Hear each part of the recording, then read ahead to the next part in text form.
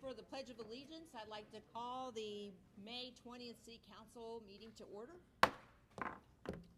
I pledge allegiance to the flag of the United States of America and to the republic for which it stands, one nation, under God, indivisible, with liberty and justice for all. Good evening, everybody. Thank you for coming today. We do not have any announcements or proclamations. We do have two presentations. Our first one is to recognize our state champions, Fishers High School boys basketball team. Congratulations.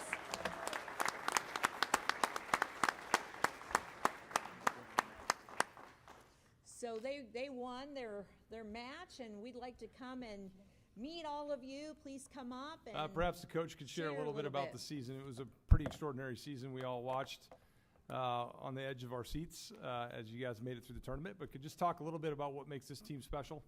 Yeah, so go to the mic. Yep, there you go.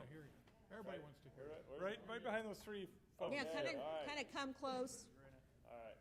Is this good? Yep. Yes. The sound in here is excellent, whatever you guys are doing. So couldn't have everybody here today. It's a big time for travel basketball, so a lot of our guys were traveling this past weekend, have practices and things. But for this team, went 29-1 this year. Set a lot of school records as far as offensive, defensive production, all those things. Won our conference for the third time in 4 years, and obviously able to make a run, win the sectional for the first time in school history, and then cap it off with the state championship at Cambridge. And I think what made this group special was not necessarily the individual players, even though we have great individual players, a lot of guys going on to play college basketball, and then a lot of talented players coming back, but just their belief in one another, how connected they were. They truly played the game of basketball the right way, played unselfish, didn't care about who scored, played for each other, and played hard every moment. So as a coach, that's really all you can ask for. And at the end of the day, it worked out for us in 29 of the 30 games, and they were able to leave their mark. So super proud of all these guys, not only as players, but I know one day they'll be great citizens here in Fishers or wherever they end up. So great group of guys. Well, thank you guys.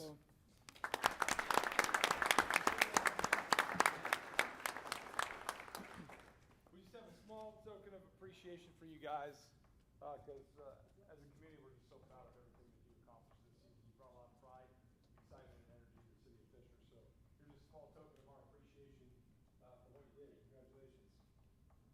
Nice job. Nice job. Nice job.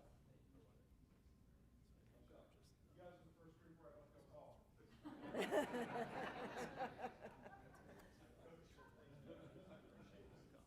No, the HSC volleyball team made it look short too.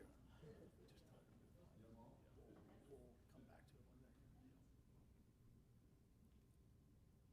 your summer, guys.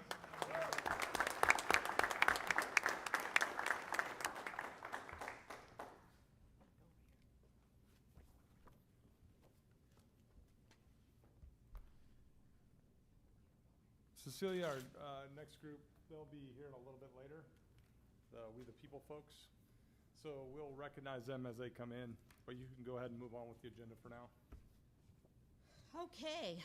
Boy, will we be ready for the new City Hall next month. Oh, boy. This is tight, and so we appreciate everybody's patience. So we the people, we're going to wait till they get here. We're moving on to council committee reports. John Weingart is going to present the Finance Committee report. Thank you, Sue. The Finance Committee met at 6:30 this evening, and we recommend the following items for approval. Item on the consent agenda, item 7B. On the regular general, item 9, item 10, item 12, and item 13. There was some discussion about the audit that's being performed independently by Forbes, and we are hopefully expecting that very soon. There was no other business to discuss, and we adjourned promptly about 6:40. Great. All right. Thank you.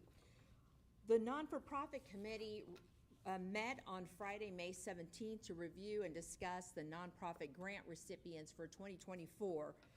And the committee reviewed 32 applications for a total ask of $579,715. We have $250,000 allocated to support nonprofits this year. with 60,000 already accounted for and distributed to youth assistance program through a city's interlocal agreement. The committee is prepared to share the recommendations for the 2024 nonprofit grant recipients at the next city council meeting in June through a resolution. So that's the update there. Next, we're going to go to department reports. The health department report is available on the city council agenda there for the public's review. Next, we're going to move on to item 7, the consent agenda. Is there a motion to approve the items on the consent agenda? A motion by Pete Peterson. Is there a second? Second by John Weingart. All those in favor say aye. Aye. Aye. Any opposed? And one abstention, Todd Zimmerman. Thank you. Consent agenda is approved. We're moving on to the regular agenda, item 8, an economic development. It's R05202224D, a resolution approving an amendment to the project agreement for City View. And Megan Baumgartner is going to be presenting on that. No, it's fine. For the record, Megan Baumgartner, Director of Community and Economic Development for the City of Fishers. Tonight I have an amendment for the project agreement for City View. So this is the 55-plus age-restricted luxury multifamily project that's going in and currently demoing off of 116th and Lantern Road. That project, in one of the definitions, it was the inverse of what was actually required. So it was a lesser than definition and actually needed to be a greater than. And so they are going through final approvals for TIF bond closing right now and need the document to accurately reflect the intent of that project agreement. I believe it also extends the closing date by a month or so, but obviously everybody's committed to that project and it's moving forward. But request your support tonight and happy to answer any questions.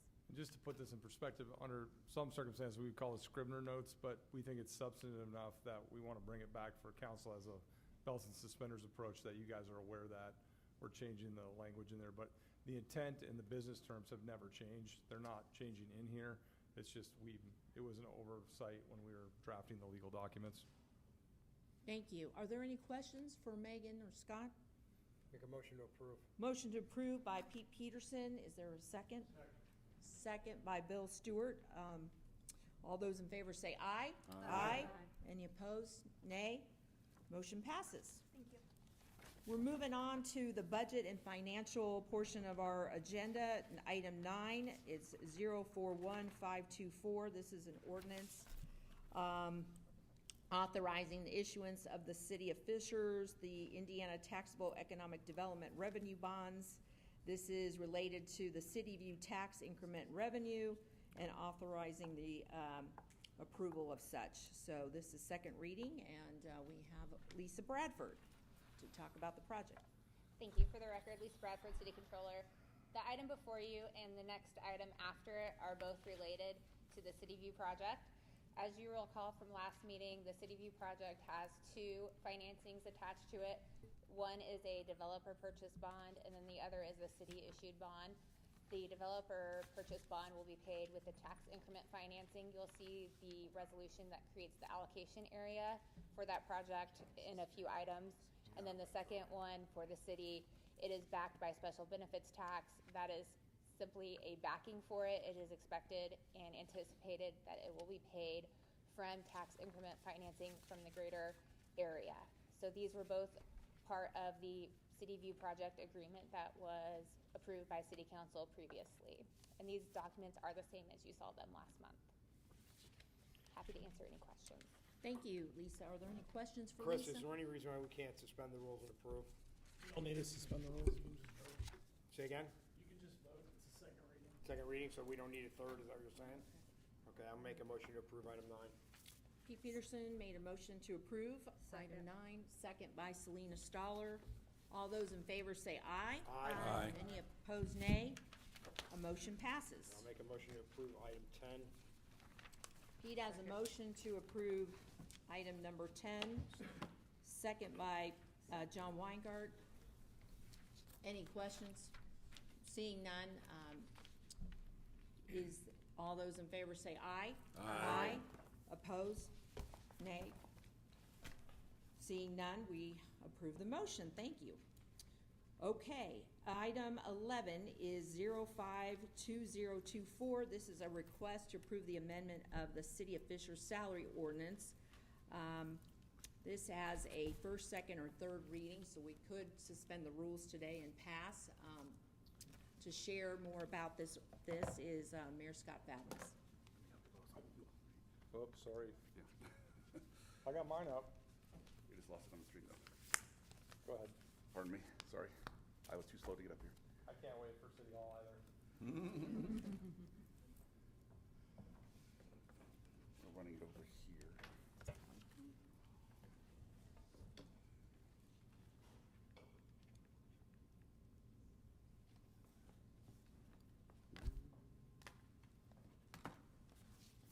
Somewhere there should be a nice little, guess there isn't. You do it that way, boss, just up and down with the arrows? Okay. It's a PDF, not a Thanks, PowerPoint. Tracy. All right, I apologize for that. For the record, Scott Faddis, Mayor here in the City of Fishers. Excited for the opportunity to tell you a story about the team that I work with.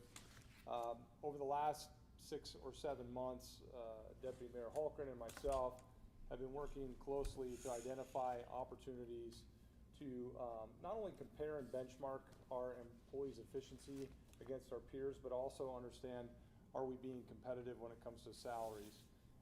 We were very conservative going into the fiscal year of '24, not knowing exactly what was going to happen with the Carmel Fishers lawsuit.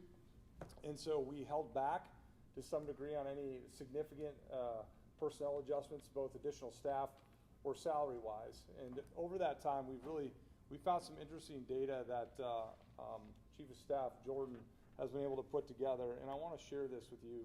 Oops. Scroll down. All right. And I know this is a bit hard for you to see, but for many, many years, and we're going to talk much more about this in the coming months and probably throughout the coming years, we've been ringing this bell for over a decade about the discrepancies in financials between the City of Fishers and our peers. From a financial perspective, keep in mind the 2 main revenue buckets that we're able to receive in order to provide operations for our city are property tax revenue and income tax. Income tax follows property tax. So the amount of property tax you can collect dictates the amount of income tax you can collect. And we're not going to go too far into that today, but let me reassure to you that over the years, because we have been so shortchanged on the income side of things, we have driven to a level of efficiency that is unparalleled by any of our peers in cities around us. For instance, as you can see here, today it might be surprising to some that out of the top 10 largest cities, with the exception of Indianapolis, we kind of put that into a separate category, but of the 10 other large cities in Indiana, we would rank the 3rd highest in population. And when you look at the per capita number of employees, or the total number of employees, we have the least. So for instance, Evansville has 114,000 employees, almost 115,000 employees. We have today, by our estimates, 103,000 employees, so a 12,000 person difference in the number of people we serve. Evansville, total number of headcount in their organization is 1,156 employees to meet the service level or demands of their city. Ours is 520. So nearly half the number of employees in order to provide the level of service that our Fishers residents have come to expect. And you can see throughout, it rings true that City of Fishers continues from a per capita standpoint to be the lowest. Here's just another graph that shows you when you look at employees per 1,000 residents served, the City of Fishers has 5 employees per 1,000 residents that we serve.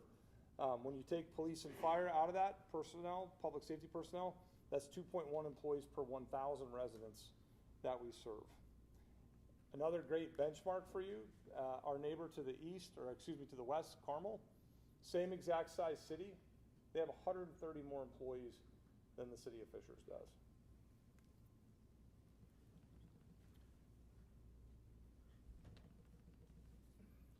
Now, unfortunately, even though we are the most efficient, our salaries have not kept up with some of our peers, and so that's why I'm here tonight to ask for an adjustment for our employees.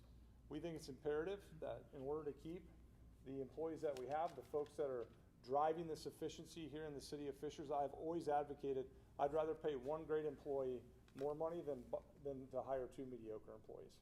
And I think that's been demonstrated time and time again in our organization. And you can see here with our police officers currently, they rank among some of the lowest. The yellow is the proposed adjustment that we're talking about for our city. But you look at officers per 1,000 or per 10,000. Again, we're in the bottom of our four communities in terms of the number of police officers per 10,000. The same holds true with our fire department. You're looking at from a per 10,000, the lowest of any of the communities around us. Our benefits, I would tell you, across the board are pretty competitive with our peers, both in public safety and civilian. I think you guys have done a great job supporting our employees. We have great health insurance. We've been able to keep our premiums low. We have lots of PTO time for our public safety folks so that when they need a break, they can get a break from a very stressful job. We do have a 401k match. So we do have a lot of the things or the elements that would be necessary to be competitive in the market when it comes to benefits. So what we are proposing, which is unusual, this is a little unorthodox, we haven't typically done this, but what we're asking the city council to approve tonight in the salary ordinance is a mid-year adjustment. This is not a one-time spot bonus, but this is an actual adjustment to our employee salaries. So a policeman, a fireman, we're asking for them to have a $2,500 adjustment to their salaries. For civilian employees, we're asking for a $1,000 adjustment. Again, this is not a one-time bonus. This would be put on their salaries, on their pension basis, and then starting in 25, that would be their starting salary, plus any adjustment we would contemplate during the 25 budget season. The financial implications are approximately $500,000 for the remainder of this year, $1 million over next year. We feel confident we can absorb the $500,000 in our current appropriations to the greatest extent possible. And if there is some small amount that would need an additional appropriation, we have ample cash reserves to do so to finish out this year. And then planning for fiscal 25, we feel confident that we can absorb this adjustment, plus make other adjustments to maintain our competitiveness in the market to ensure that we have the best and brightest employees working for the city of Fishers. The next couple of years are going to be imperative long-term that we fix the systemic issues that are in the property tax and income tax formulas for the long-term sustainability of our city. It's very, very imperative. It's probably one of my number one focuses moving forward. But in the interim, I think it's imperative also that we take care of the employees that are driving the level of service and the quality of life that we see here in the city of Fishers today. Unquestionably, by any benchmark, they are by far the most efficient group of public servants you're going to find anywhere in the state of Indiana, and I would guess probably anywhere in municipal government today. So with that, I'd humbly ask that you consider suspending the rules and approving this on first reading so that we have an opportunity to adjust their salaries immediately, effective this pay period, so we can move this forward. Any questions? Great. Thank you, Mayor. I know that some of the council members have asked for copies of this presentation. Could we get that? Yes, sent to us? absolutely. It's also will be on the website for anybody that would want this. It will be available on the agenda as well. Great. Well, I can attest that being part of the city council for almost 10 years and working with your staff and with our police and firefighters, I mean, we have some of the best people working for our city, and I want to make sure that we take care of our people, that we stay competitive, that I know we run a tight ship, but they're some of the most passionate and amazing and wonderful, competent people that I know, so I'll be supportive of that. Are there any other questions from city council members? I have a few questions. Selena? Yeah, Mayor, can you explain to us a little bit about why this came about, maybe possibly what you've heard from employees? Are we losing employees? You know, I know the data kind of speaks for itself, but I just wonder what the effect on the employees have been given this situation. Yeah, I mean, it is top of mind for employees. Not that salaries and benefits aren't always top of mind for employees when you have conversations, when you ask them. But it is a point of contention, I would say, when we demand as much as we do, when we're performing at the level that we are, for them to look around and see their peers being paid more than them typically. They've gotten used to Carmel typically being paid significantly more. Part of that is just the structural financial situation we find ourselves in. But it is top of mind for a number of our employees. And what I give them credit for is they continue to put their heads down and go to work. They continue to drive that level of efficiency. But if you were to ask them in an honest moment, does it bother them that they are performing at the level they are with the limited resources that they have, and not being at the top of the pay scale? Yeah, I would tell you that it bothers them. Is it becoming more difficult to recruit police officers? Absolutely. State police move salaries 20%, 25%. That moved the whole market. And so you're seeing jumps all over the place. Columbus did an 18% increase in public safety salaries. You're seeing this all over the state. It's a very dynamic environment currently. There's signing bonuses in many cities for police officers. So it is becoming more and more difficult. We have positions in our public works department we haven't been able to fill for 2.5 years because they're technical positions. They're HVAC and electricians that, frankly, the salaries that we can offer anyone who has those skill sets would not take those jobs. And so, yeah, it's anecdotally and both systemically, you're seeing those challenges. And I think this goes a long way in demonstrating to our employees that I'm confident you guys will always make the sound financial decision for the long term. But when and if you can, I know the fact that you will support them means a lot to the employees as we wrestle through some of these bigger macro financial issues. Anybody else have any other questions? Madam President, being new on council, I wanted to thank everybody on staff for getting us up to speed. I know that was extra work for everybody, especially the number of questions that we had. So certainly support anything we can do to support your employees. Thank you. Make a motion to suspend the rules and approve on first reading. Second. Okay, I think that we had a couple other comments here. I think Todd Zimmerman, you have? Yes. I'm concerned about the attrition rate for our public safety in particular.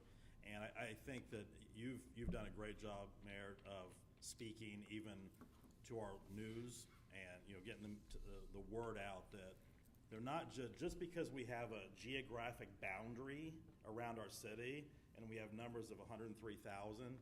That's not who they're serving. They're serving a lot more than that. And unfortunately, stuff is spilling in to Fishers because it's just the way life is, right? It's not just Fishers, it's just the way life is. And so they're working on task force issues with regard, especially guns. I think that's one of the number one thing, gun violence. And they're spending extra time doing this. I think I can't remember what you shared with me. Is there some sort of extra little bit benefit on that for them on the task force? Or no, I mean, if you're a detective, you get an incentive pay of, I think it's $3,000. Okay. But I'll be honest with you, whether you're talking about a SWAT officer that goes through the door of a violent felon to arrest them, or someone who's down in one of those task force chasing, trigger pullers, they're not doing it for the incentive. But at the same time, they do want to be appreciated. So, and that's where I'm trying to get at is I'm fully supportive of this, but I really challenge the council. I think we need to have a comprehensive look in partnership with the mayor at the totality of pay and just in terms of what they're facing. Okay, and I'm just not just saying law enforcement. I mean, we got to look at fire and we got to look at all that, but and how that impacts our budget going forward. Because if we put Band-Aids on this, it's in the long term, it may not be sustainable to keep the talent. Because look, when our city was probably 40,000 residents, I served voluntarily as a chaplain for 5 years, no pay. And I had a little pager, and I'd get called out about 2 times a week from my job to go tell somebody that their loved one's not coming home. Or go into situations where somebody has taken their life there's all sorts of things. And that was when our city was 30, 40,000, and it was constant. And so what they see on a daily, weekly basis adds up in their lives. And and we're paying them, and this is not a shot at the administration, this is the facts of our finances, okay? We're paying them minimal compared to what others around us are paying their law enforcement, and they're paying their risk public safety. So I just think we need to really stop and realize the world continues to change. Things seem to get stepping up, stress-wise, and we need to collectively look at this the best we can within the parameters of the budget that we have to look at. Councilmember Zimmer, what I would say to that too is, unquestionably, I think we all want to take care of our employees. I think that's inherent by the council, by my administration. There is a revenue problem. Yes. That we've talked about many, many times. Right. Councilmember Weingart on the Finance Committee, you and I have sat down and peered over these numbers. They are staggering, the difference in financial. To put things in perspective, on an annual year, Carmel receives $60 million more a year in both property and income tax revenue. $60 million. That would fund your entire police department, fire department, public works department, our fleet, and our road repaving twice over. That's the difference. And so I think what we need to do is unify as a council, as my administration, to ensure that we go change systemically what's wrong with that system so that we have the wherewithal to do what's in the best interest of our employees moving forward. Absolutely. Thank you. Yep. Great. Any other questions? We have a motion to suspend the rules and approve on first reading. Motion by Pete Peterson. Is there a second? Second. Second by Tiffany Detlitson. All those in favor say aye. Aye. Any opposed? Make a motion to approve. There's a motion to approve by Pete Peterson. Is there a second? Second. Second by John Weingart. All those in favor say aye. Aye. Any opposed? And one point of clarification, Council President Cole, this does not include elected officials. I just want to make that clear. We for didn't get a media folks. raise? No, you didn't get a Oh! raise. No elected officials are included in this, so I don't want a headline tomorrow that says no elected Oh, officials. it'll be a headline. It's not even the truth. It'll be. Just wait. Perfect. Well, it passed. So On behalf thank of all you. of our employees, thank you very much. Yeah. Thank you. Thank Thank you. you for everything you do. Thank you. We're moving on to item 12. This is dealing with resolution 052024A, I-69 Economic Development Area, and the creation of a new allocation area, and the approval of a planned amendment for the City View area. We have Lisa Bradford and Mike. Thanks, Tracy. For the record, Lisa Bradford, City Controller. As I mentioned previously, the item before you is the resolution that creates the allocation area for the City View project. What this resolution does is create the allocation area and allow that tax increment financing generated to be captured and used for the debt service on the bonds. This is a statutory step. It's already been through Redevelopment Commission and Plan Commission and approved by both of them. And so you guys are the final approval step tonight. Thank you, Lisa. Are there any questions for Lisa? Motion to approve. Motion to approve by Pete Peterson, second by Todd Zimmerman. All those in favor say aye. Aye. Any opposed? Motion passes. We're moving on to item, No, you go through this one again yes, before you go to government. let's do, Because that'll be a good segue. yeah, there we go. into Let's government. do item 13. We're moving to item 13, R052024B. This is a resolution to approve a lease between the Fishers Redevelopment Authority and the Fishers Redevelopment Commission for State Road 37 project. Thank you. The item before you relates to the financing for the intersection of 141st Street and State Road 37. So this is structured as a lease deal. So it's a lease with the Redevelopment Authority and the Redevelopment Commission. It is a debt that's payable by property taxes. And as you recall, last month we brought forward the reimbursement resolution in case we had incurred any financial obligations prior to the debt issuance. This also covers that reimbursement resolution. It does include some other projects for this. This is a not to exceed $33 million. As you recall, we've already previously let the State Road 37 and 141st Street project. This is an excess. Those excess proceeds will be used for the variety of projects that you see listed on that sheet. We have contemplated this in our most recent fiscal plan. Once we got the final numbers, we have upped the size to include these projects, and we'll adjust with our 1-year general obligation bond to make sure we continue to keep the property tax rate level or how we would like to see it. Happy to answer any questions. Thank you, Lisa. Are there any questions for Lisa? Motion to approve. Motion to approve by Pete Peterson. Second by Selena Stoller. All those in favor say aye. Aye. Aye. Any opposed? And one abstention by Bill Stewart. Okay, the motion passes. Thank you. Item 13 passes. We're now going to have a presentation and celebration of our We the People team. They are doing amazing, and we'd like for them to come up. Ms. Chandler, do you want And to Janet Chandler come on up and tell a little bit about this team and what they've accomplished this year? Right here, the To podium. the podium here. Good Do you want to evening, come everyone.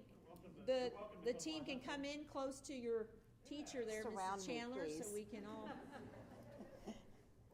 I need protection. Yes.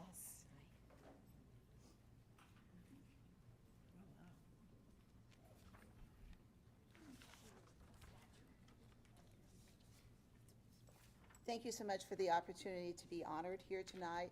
Our team from Hamilton Southeastern won the We the People State Championship in December. We then competed nationally in April and won our division. There are 4 divisions, and we won our division. Very proud of this team. If you're not familiar with We the People, it's a competition about the Constitution. And the competitors are divided up into multiple units about the philosophy, the history, civil rights, branches of government, civil liberties, and political participation and international connections about the Constitution. And they prepare written testimony that they deliver. It simulates a congressional hearing, and then they respond to questions that they don't know what's coming from a panel of judges. And I'm very proud of them. They worked hard this year to achieve what they did, and we appreciate being honored this evening, and thanks for trying to work out around our kind of crazy schedule for this time of year. Well, on behalf of myself and the city council, can't tell you how proud we are of you.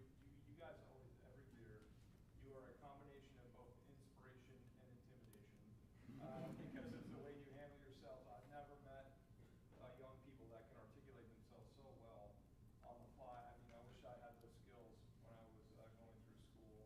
Who knows where I could have ended up. But anyways, this is a small token of our appreciation for all you do to make us so proud of our school system in our city. So thank you guys very much. Congratulations. Let's give them a hand.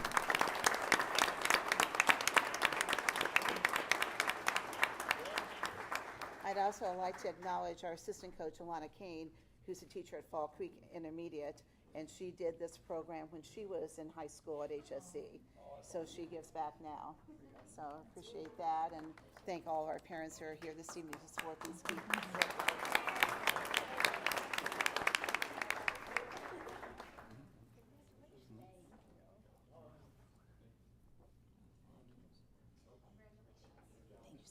Congratulations, guys. Oh, sorry. That's gonna be a job. Here, please. Maybe I could get on May the have to have end. 2 rows.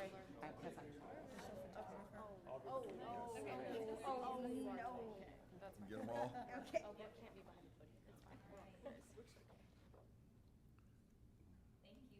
Great job, guys.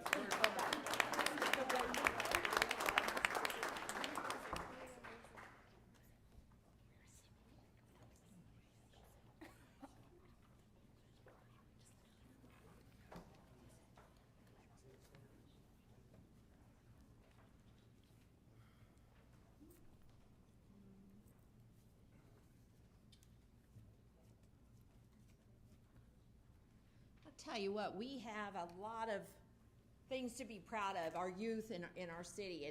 They are just amazing. It's amazing the type of quality of students that we have, and Fishers, athletes, scholars, educators, so very blessed to have this in our community. We're going to move on to the government miscellaneous portion of our agenda, item 14, R05202 4H, this is a resolution approving the interlocal agreement between NDOT and the City of Fishers related to the State Road 37 grade separation project.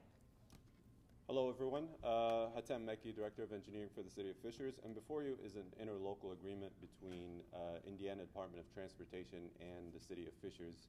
As you are all aware, we were successful in bidding the last portion of the State Road 37 corridor, which is the 37 and 141st Street interchange.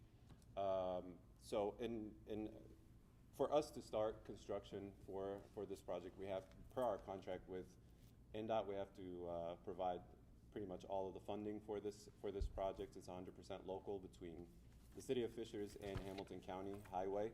So for us to accelerate getting the contractor out there and start construction as soon as possible, we are entering this interlocal agreement with NDOT to provide a portion of the construction funds until both Hamilton County and the City of Fishers can provide the rest of these funds, and get the notice to proceed done as soon as we get this interlocal agreement finalized with Indiana Department of Transportation.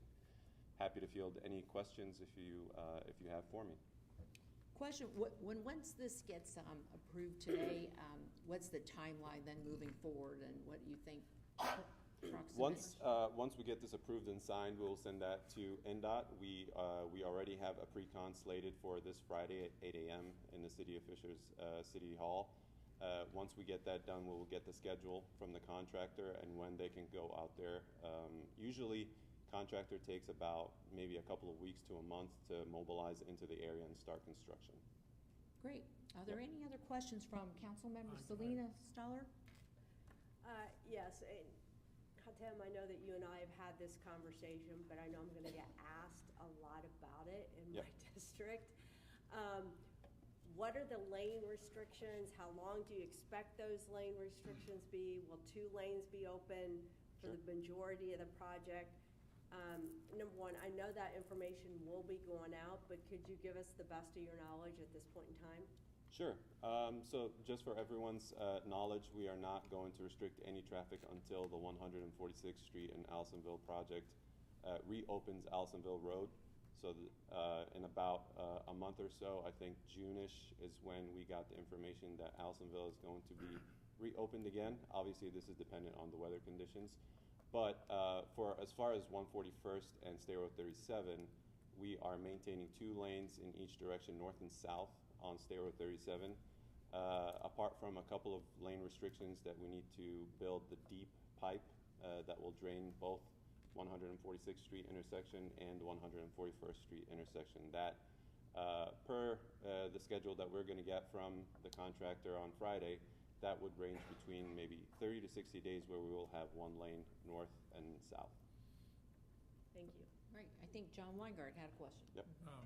Hatem, certainly this has been we waited some time here and everyone's anxious to get done. I wanted to kind of make sure everyone understood by waiting, how much money do we save as taxpayers by waiting and for this bid and doing it appropriately? Absolutely. The last time that we bid this project, we had a range of bids going from $40 to $50 million. This time that we let this project, we have a range of bids that came in between $37 and $43 million.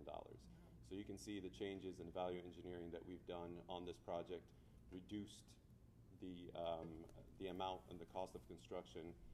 That's just based on the bids that we've received. So we've done our due diligence. We've worked hard with all of the projects that are coming in around this area. It was difficult to coordinate between Indiana Department of Transportation, Hamilton County, City of Noblesville, and hopefully we can get this thing started as soon as possible.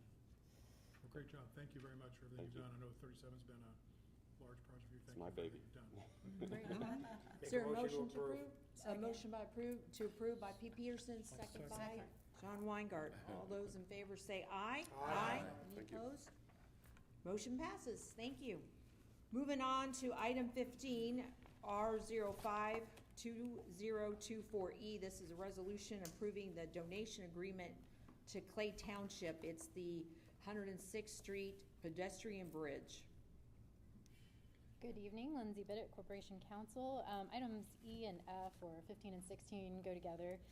for the 106th Street pedestrian bridge over the White River that will connect Carmel and Fishers. Item E is the donation agreement, which states that Fishers agrees to donate $400,000 to the $11 million project.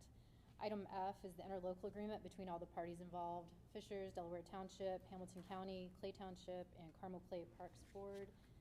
The interlocal states, it sets out each party's responsibilities with regard to the project, and for us, it makes clear all of the responsibilities for each party, and makes clear that our part is only the $400,000 donation.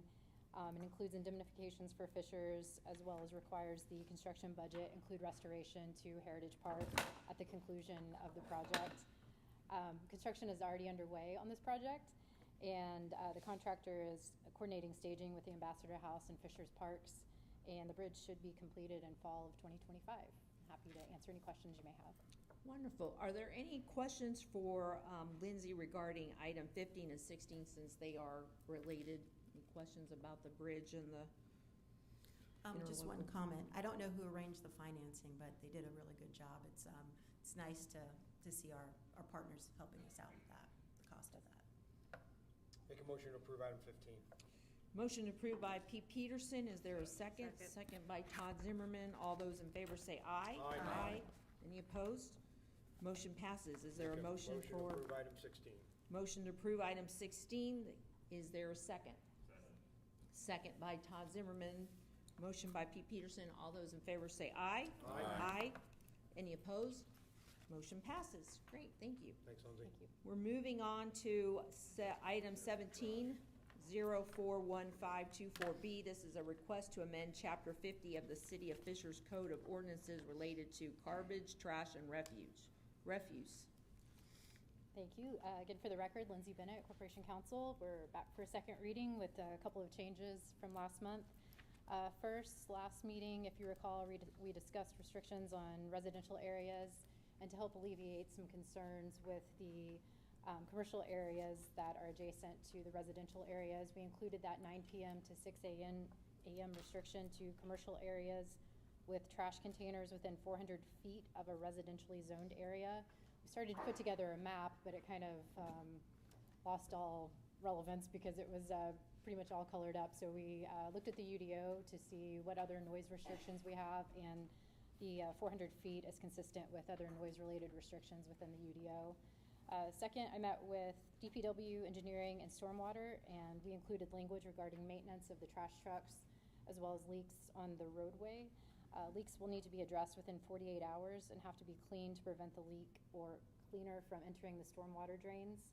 And then third, we ended up increasing the fines to $200, $500, and $1,000 for the first, second, and third violation due to some concerns that the departments had that it may be easier to just pay the fine rather than maintain the vehicle or clean up the leak. So I'm happy to answer any questions you may have. Thank you, Lindsay. Are there any questions by council members? Bill Stewart. On the 9 p.m. to 6 a.m. restriction, was that statutorily set? Is there any reason it's 9 to 6 as opposed to not 6 a.m.? We had 9 to 6 in the previous version of the ordinance, and so we just kept that to 9 to 6. Certainly up to council if they would like different hours. And thank you. I'd like to see it later than that.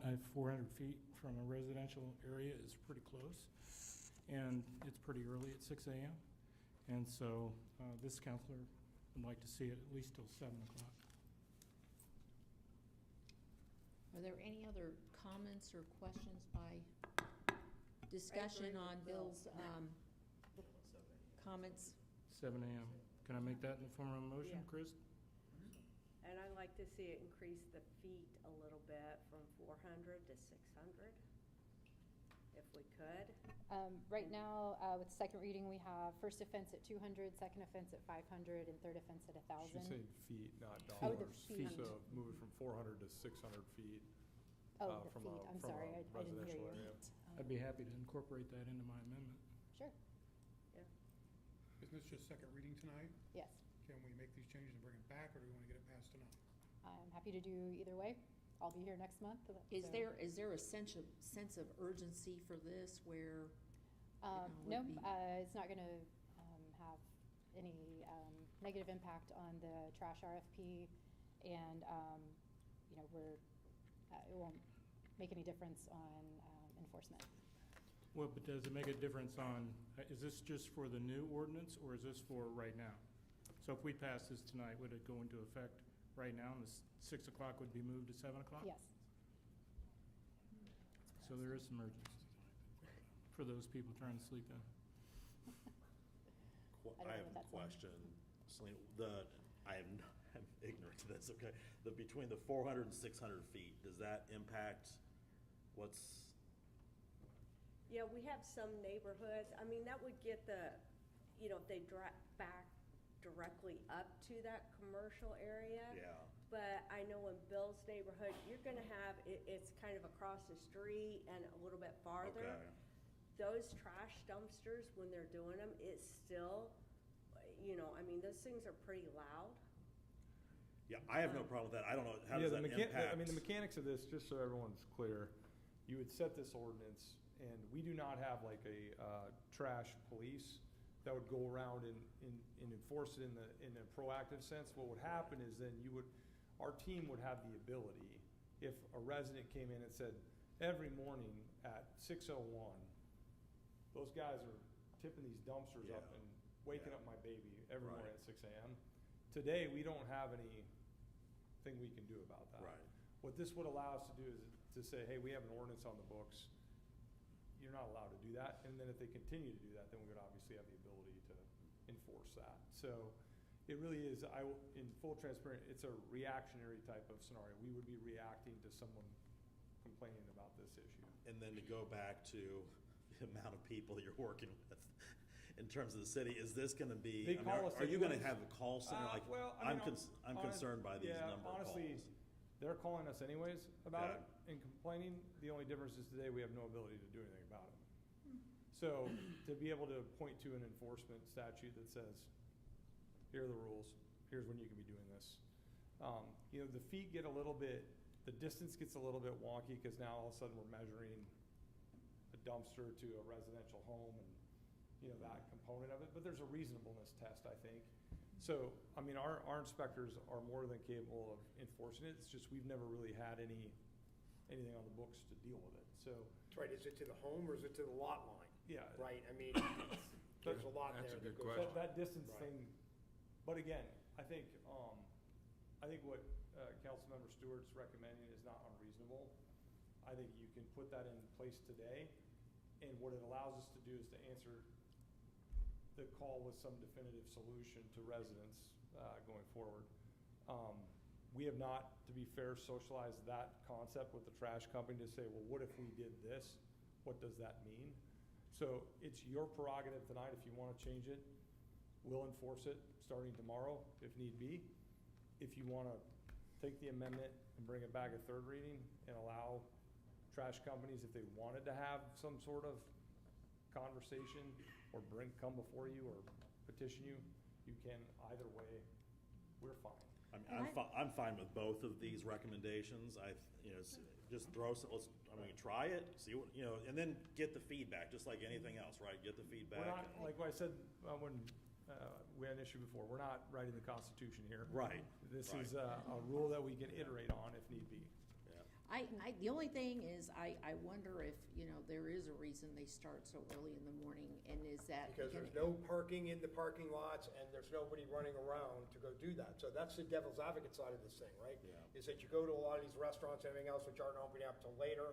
There's no one in the parking lots. They gotta go through parking lots much of the time to get those trash bins. It's an easier in and out for them. They a lot less liability of hitting a vehicle on the way in and the way out. There's a variety of reasons to make it happen. I don't necessarily have a problem with it. I'm just telling you why they do that early in the mornings to get to the businesses. Then they go to the residentials where everybody's gone to work, because then everybody's at work. So it's absolutely a logistics game for them for sure, and liability thing when they're in full parking lots. And our trash RFP is due on June 3rd, and after that, we will enter into negotiation period. So if we bring it back for third reading, that may give us an opportunity to chat with the trash companies and get a better understanding of why they are collecting trash so early, and if there's anything that we can do from that standpoint. Well, and to see if there's any price I mean, you know what I mean? Well, that Is there too. negotiations, does this impact pricing?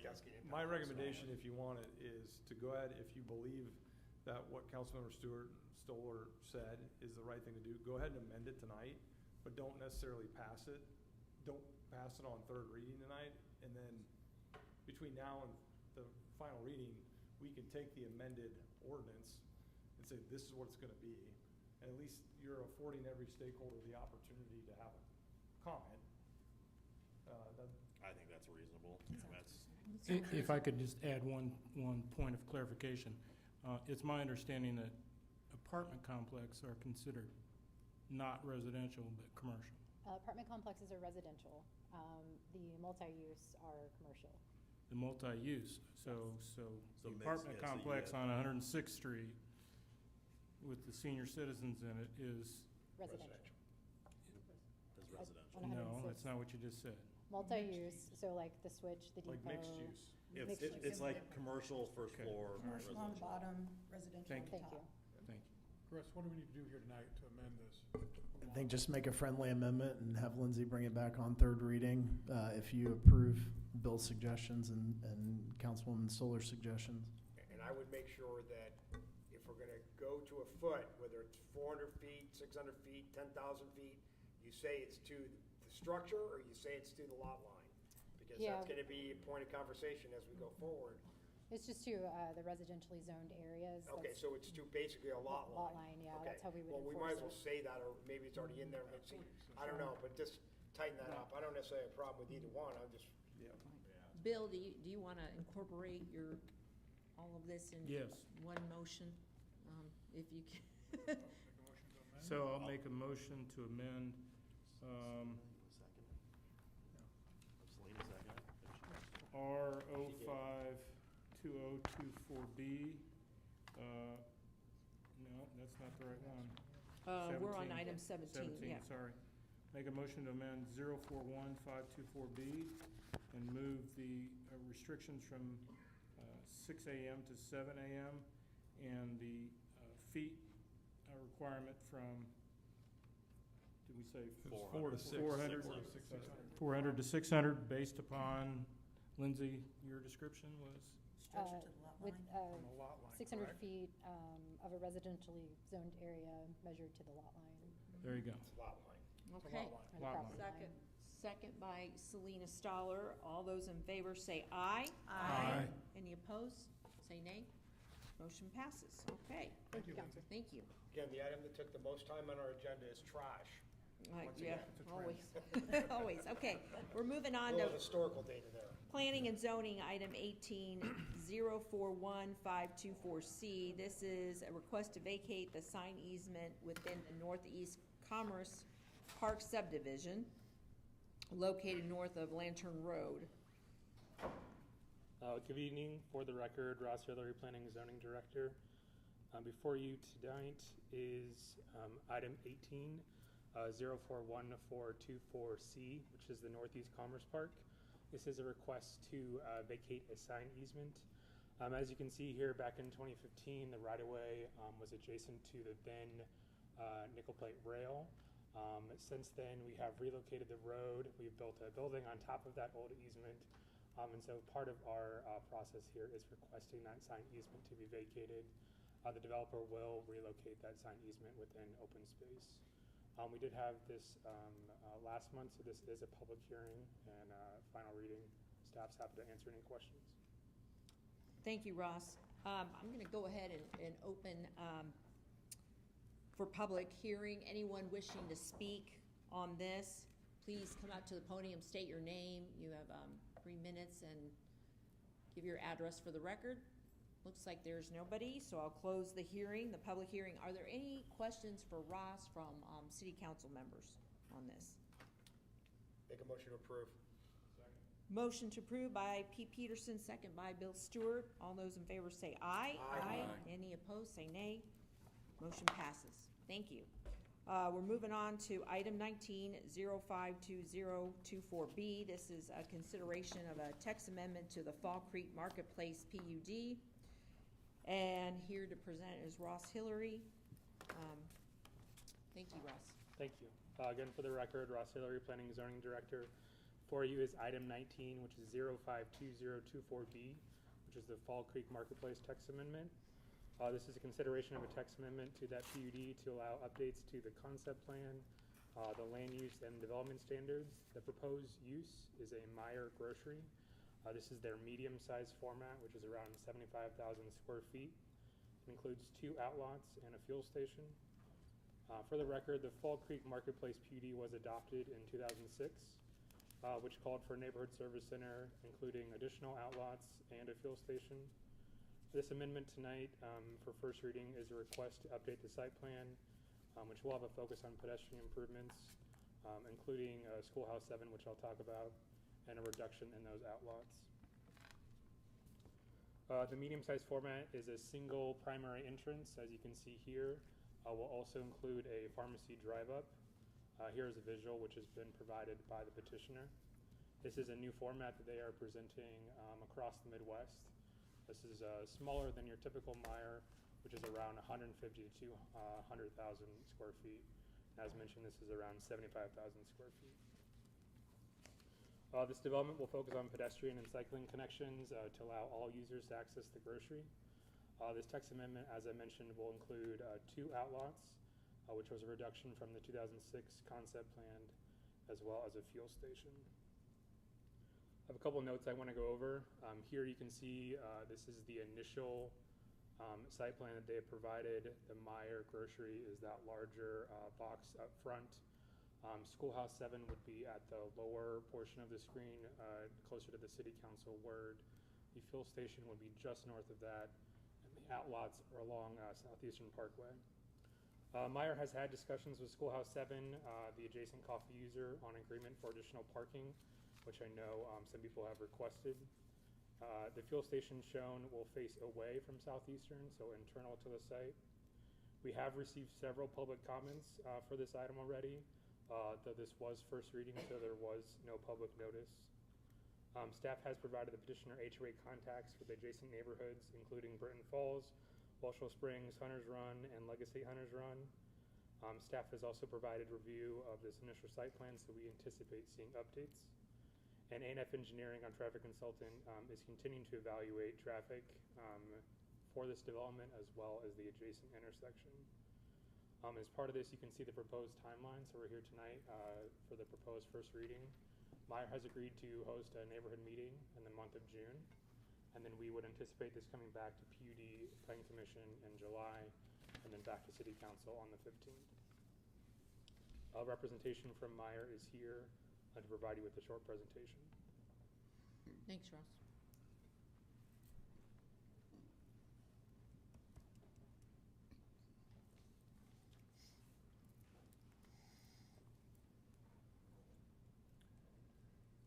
Good evening. My name is Ross Byer. I'm the Indiana Real Estate Manager for Meijer.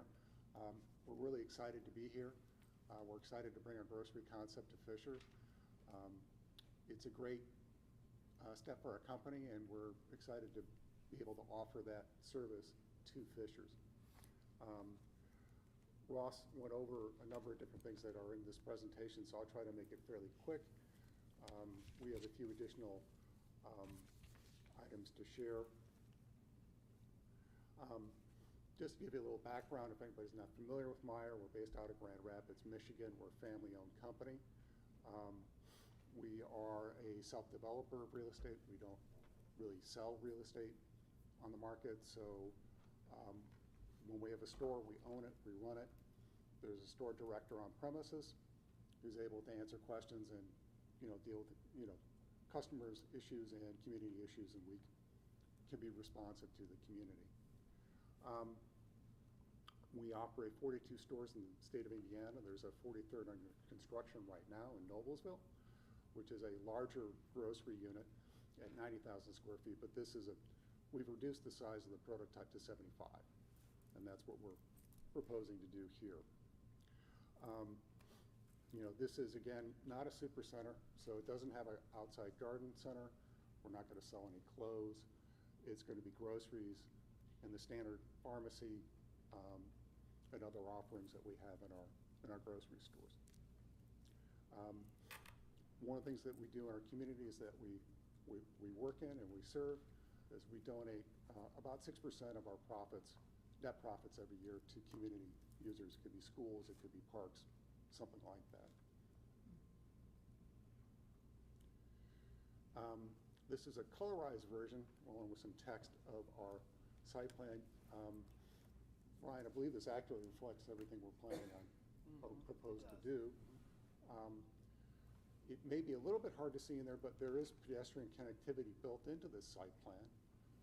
Walkways from both Cynthia Ann and Southeastern to the store, and there are also seating areas for customers on either side. There's one just to the north of the fuel center area, the Myram Express, and then there's one that's near the customer pickup area that's over on the kind of that lower left-hand corner of that store. So we're providing, the ability for, people to walk, take their bikes, that kind of thing to the store if they like.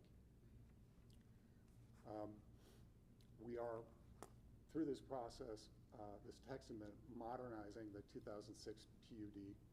There's a few items in there that we'd like to change. One is the increase in the maximum store size that we're allowed to have by about 10,000 square feet.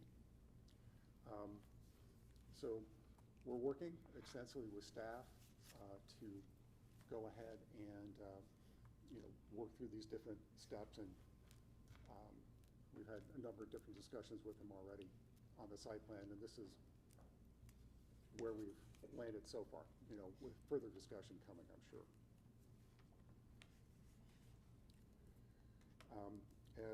Excuse me, we'll go back. As Ross also pointed out, we're working with Schoolhouse 7. I've had, actually even today, later this afternoon, additional conversations with the owners of Schoolhouse 7, and we're going to be a good neighbor and work something out with them. So it's going to be, I think, a win-win for both of us. So this is an aerial perspective. You're looking from basically the south side of Southeastern over the Myram Express towards the front of the store. And we've added additional landscaping. There's berming and other things to help kind of soften the view and make it look more residential, kind of less commercial. We have, again, reduced the number of outlots, so we have it's not an intensely developed space. It's not anything near what, say, the Kroger Center is at 116th and Oleo. It's about 40% less densely developed than that. So it's a big change. This is a view from basically if you were above the junior high school looking sort of towards the northwest, towards the store, that's what you would see.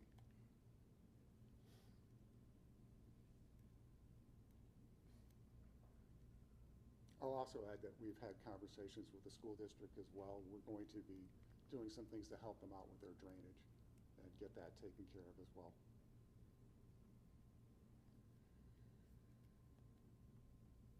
And this is again from Cynthia Ann. I apologize for the misspelling. Okay, this is again from Southeastern, looking towards the store. And that's what I've got. I can flip back through that. I know I went through it pretty quickly. If there's a particular view that anybody would like to see again, I'd be happy to go back. Thank you. I want to remind everybody that this is first reading, and we're just trying to provide comments and feedback to the petitioner. Are there any comments from council? I just have one. Thank you for the renderings from the street view.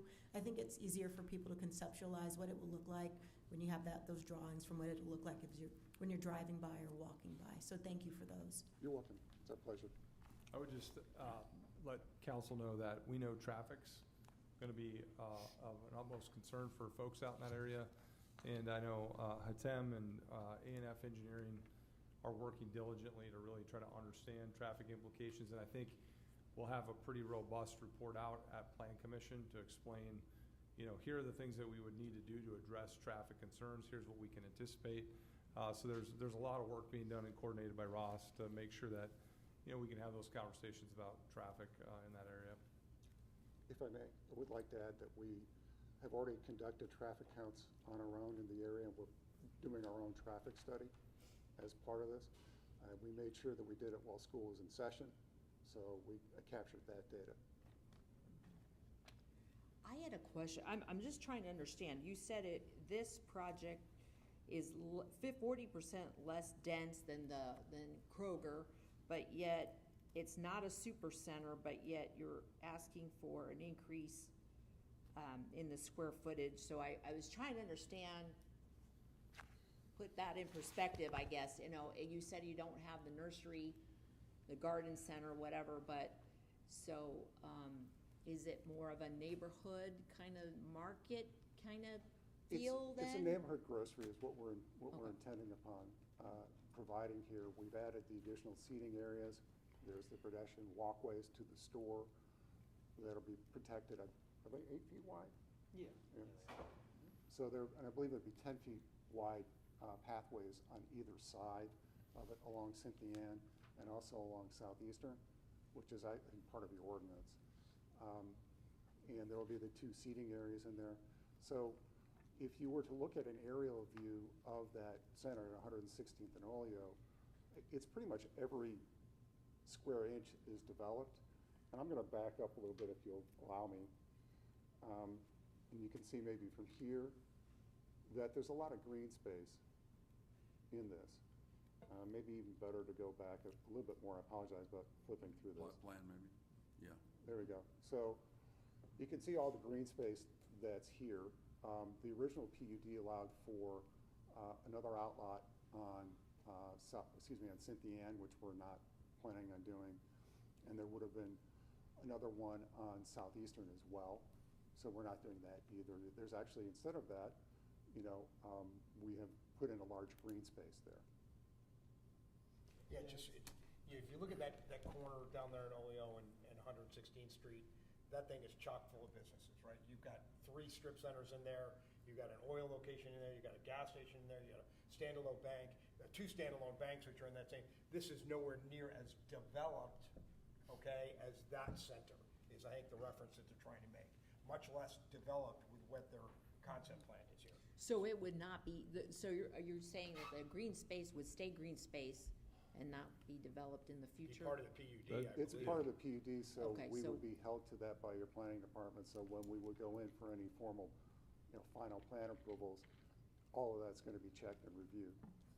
Yeah, idea here bringing down the overall development density while we are asking for an increase in the square footage, because what was approved there before, the square footage of the building itself, I assume the operation inside of it was a little bit different. So we need a little more square footage for the operation while trying to, downsize the amount of overall development density. And what the renderings here, is that the increased square footage, or is that is showing the increased square footage? Yes, sir. Okay, so not in addition to.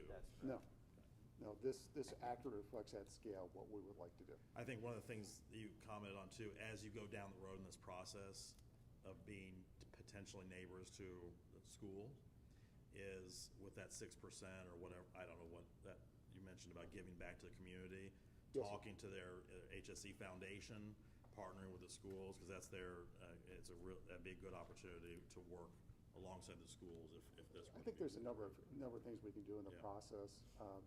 We're happy to, and this is off the cuff, so excuse me, but we can give kids tours and stuff like that and involve them and show them what we do, and be happy to do that kind of thing. I'm sorry. Brad Dream. Ross, Sure. Since you have this nice green area here, the Britton Falls people would like to know if you could put in a bocce court or pickleball court. I'm hearing pickleball courts have become controversial. Yes, Brad started that, I think, in Fishers, and it's just exploded. So I think from a staff perspective, the 2 things that we're going to be focused on between now, Plan Commission, and as this process moves along, traffic and road infrastructure, number 1. 2, and part of the reason the motivation was to eliminate one of the outlots that is now green space along Southeastern are the folks that live in Welchel, the neighborhood there. Looking across at that neighborhood, we want to make sure we're sensitive to what can be done to improve their line of sight. So those are things that I know Ross and his team are really laser kind of focused in on to make sure that if this were to go forward, that we'd be good neighbors. Yeah. That's important. I mean, my biggest concern is just that intersection. It's like, and I know that's tough. I mean, that's a challenge. There's no question about that. Nobody's. Like I said, all tonight is words. first reading. Yeah. But at Planning Commission, I think you can fully anticipate a kind of deep dive into all things traffic. Yeah. All things road I infrastructure. will tell you, from the intersection that was there before, this is a dream compared to that previous intersection. Well, yeah, before the roundabout, okay? So the two other items which, and you're gonna see Yeah. me at Planning Commission anyways, I think you already knew that. But the two items which I'm gonna be looking at too, as well as that, is the berming. I wanna know how high the berms are gonna be across from Welchel, because we shut down Florida Road right at the time you shut down my Florida Road cut through, so I had to come around the long way a couple times. So I spent some time driving really slow through here over the weekend, and I wanna make sure that we're berming that up. The other side of Welchel Springs is bermed, and they've got trees there, and if anybody wants to see what it'll look like in 20 years, go down 104th, which is where, 104th. Go down there and you'll see what it looks like in 20 years. It works out really well with berming and trees, because you can't even see the houses anymore. And then additionally, I want to make sure that we're residential in nature for the outlots, which is going to mirror what we did down at Oleo Road, some of those. So those are the two comments, and nobody has any others. I'll give it a first reading. I have one comment. Certainly, as you probably was part of, number of stakeholders here tonight. I mean, sir, out in the audience, you've got business owners, you've got residents, you've got a school, and looking forward to going through that process. I mean, obviously, it's just first reading tonight. Off to Planning Commission you go, but all these folks, and we met, and I told you, you need to be ready, because they're going to expect high standards. They're going to expect us to have good resolutions for these, and our team will do a great job of getting us through there, and we want to make sure that the neighbors are also satisfied with the result too. So absolutely. We'll work together and work as partners, and all these stakeholders here tonight, I know there's some here, rest assured, we're going to work through this and see where it goes.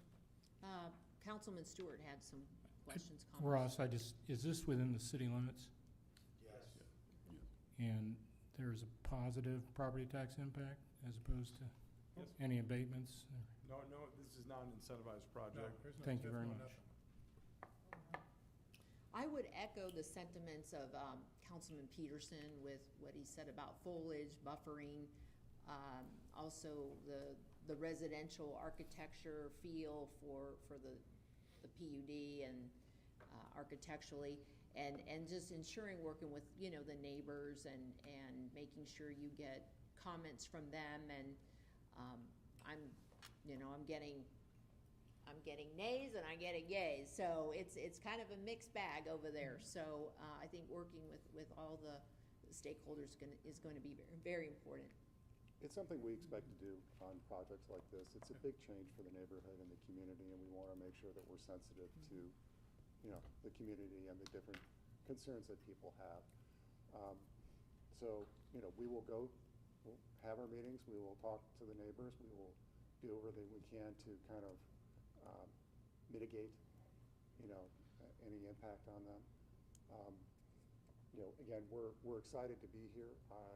From the beginning of this project, I've kind of challenged my staff and my folks back in Grand Rapids. I said, we're going to have to kind of step up our game for Fishers. Fishers has had a wonderful success story. It's a community that's had a lot of growth and has done very well, and we need to, adjust our approach to fit in with that community. And then one other comment, the gas station, I know we've had in the past stations where we've said, no salt bags out in the, by the pumps and things like that. I'd like to make sure it's clean. It's just, we don't have a lot of things being sold like salt and all that, those bags that some of the stations have. Pretty sure they'll sell salt at Meyer. Right, but I mean, outside of, you have them right by the pumps, stacked up. I don't know. So I think, Ross, we've got good direction here on kind of three components: traffic, the architectural standards of the outlots, buffering. And then frankly, I'd put the other category as just what are the standards that are gonna kind of rule the behavior and operations of the facility. And I think we can provide those at Plan Commission. Ross will also make sure to report out to all of you how those neighborhood meetings go, so we get some feedback and can share that with council as we move forward. Great, Right, so we, perfect. first reading, thank you. Good. Thank you. Thank you. Okay, we're moving on to item 20-052024C. This is also a text amendment of the architectural standards associated with the gas concept plan, elevation. Russ Hillary is going to present. Thank you, President. I also know this is the first time I've been in a room with two other Rosses, from Meyer, and then our bicycle friend right here. So Three. feel kind of loved today. Your favorite Ross, okay. Item 20 is 052024C. This is the Fishers Marketplace text amendment. Before you is first reading. This is a consideration of a text amendment to this PUD to update development standards, including architecture, to allow a gas station concept, which includes vehicle fuel sales, convenience store, a car wash, and a pet wash at 13498 Bentgrass Lane. The proposed user is Family Express. The Fishers Marketplace was adopted in 2004. It was amended in 2011 to prohibit several uses, which did include fuel sales along 37. Here you can see the updated elevations that Family Express is providing. This is a new prototype. If you are familiar with Family Express, these they do not look like this. So this is something that they are presenting for our community. If approved, these elevations would be required to be approved by the PUD committee. Here's a site plan for you. As you can see, this is the new exit off of 37 at 135th.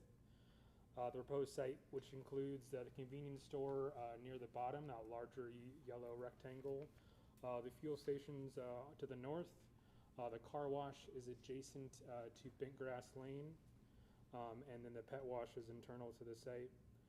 The proposed timeline that we would see here is the first reading here at City Council.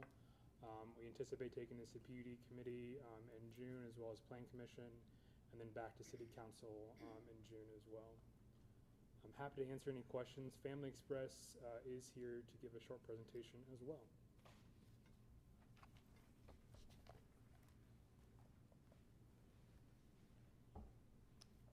Thanks very much. Good evening. Joe Calderon, representing Family Express Corp. Pete Andreu is with me tonight in case you have any questions.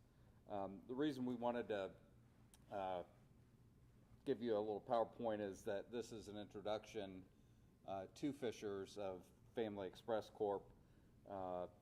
Itself. So this will give you a flavor of who they are and why they want to be here as well.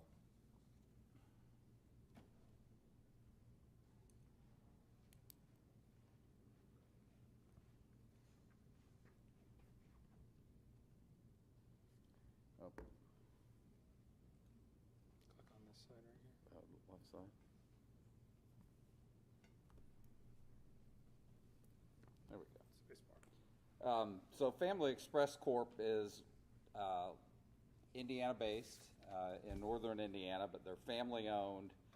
They are exclusively focused on developing within Indiana. They have 81 stores to date. They are pushing into the northern suburbs of Indianapolis, Westfield, Fishers, hopefully McCordsville, etc. And they do have an aggressive growth plan. They do their own bakery and dairy. It's all centralized. They deliver fresh items on a daily basis. They've gotten accolades for the convenience store business as Convenience Store Chain of the Year. This site, as Ross had mentioned, is an undeveloped corner at 135th and 37. It's the southeast corner, obviously. This has been platted for some time. It's 2 acres in size. The thing about it being platted already is that it is subject to all the setback requirements, easements, and this is also governed in addition to the PUD ordinance by several declarations of covenants or restrictions. We've already had some engagement with the Owners Association, and they have actually sent a letter having reviewed our initial plans and authorized us to proceed with the text amendment.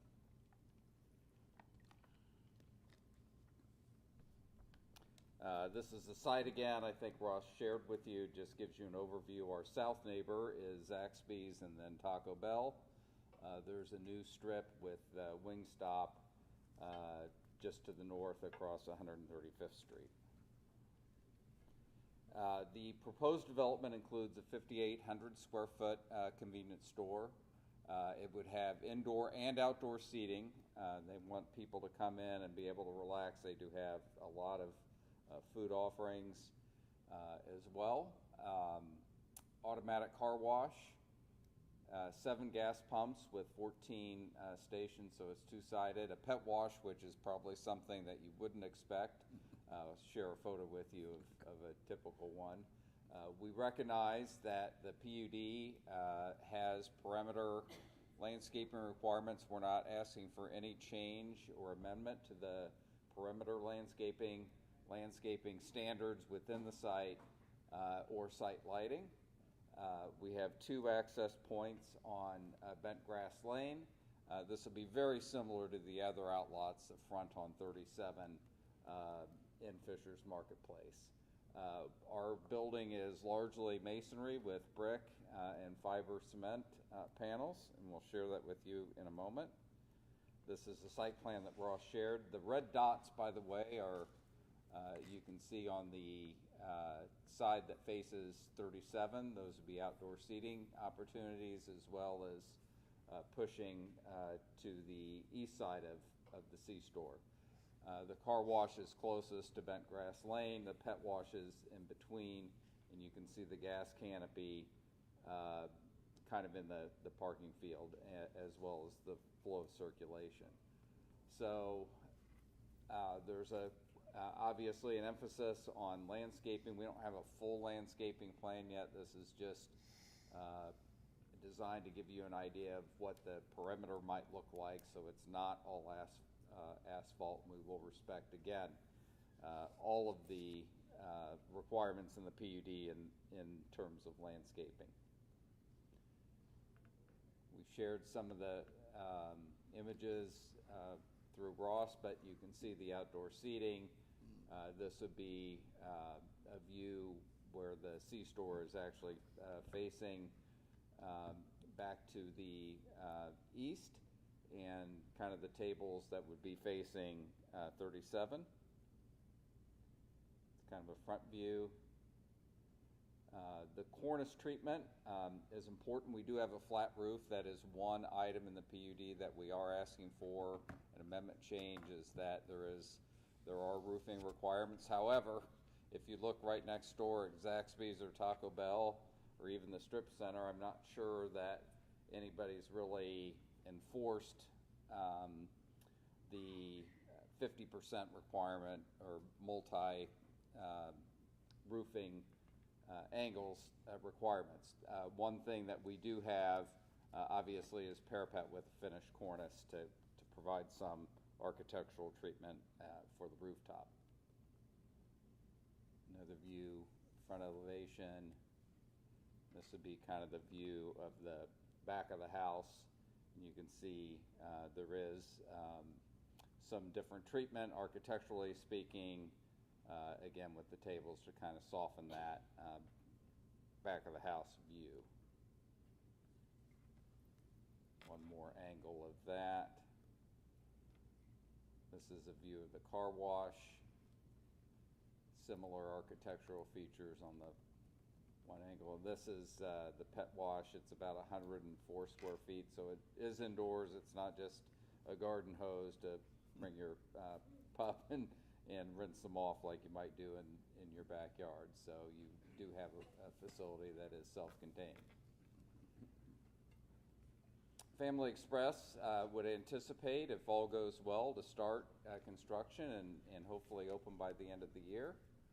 This would be a good investment. It's non-incentivized, $5 million. Again, this site has been vacant for a long time, and we think this would be a good addition to this part of Fisher's marketplace.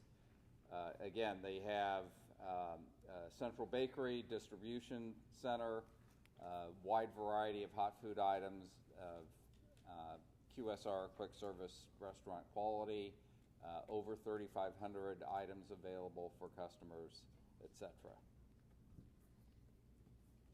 Again, the text amendment is, we try to narrow it such that we are only applying this to this parcel. We're not opening up the text amendment, which was originally 104 acres. We're just asking that this apply to this particular parcel.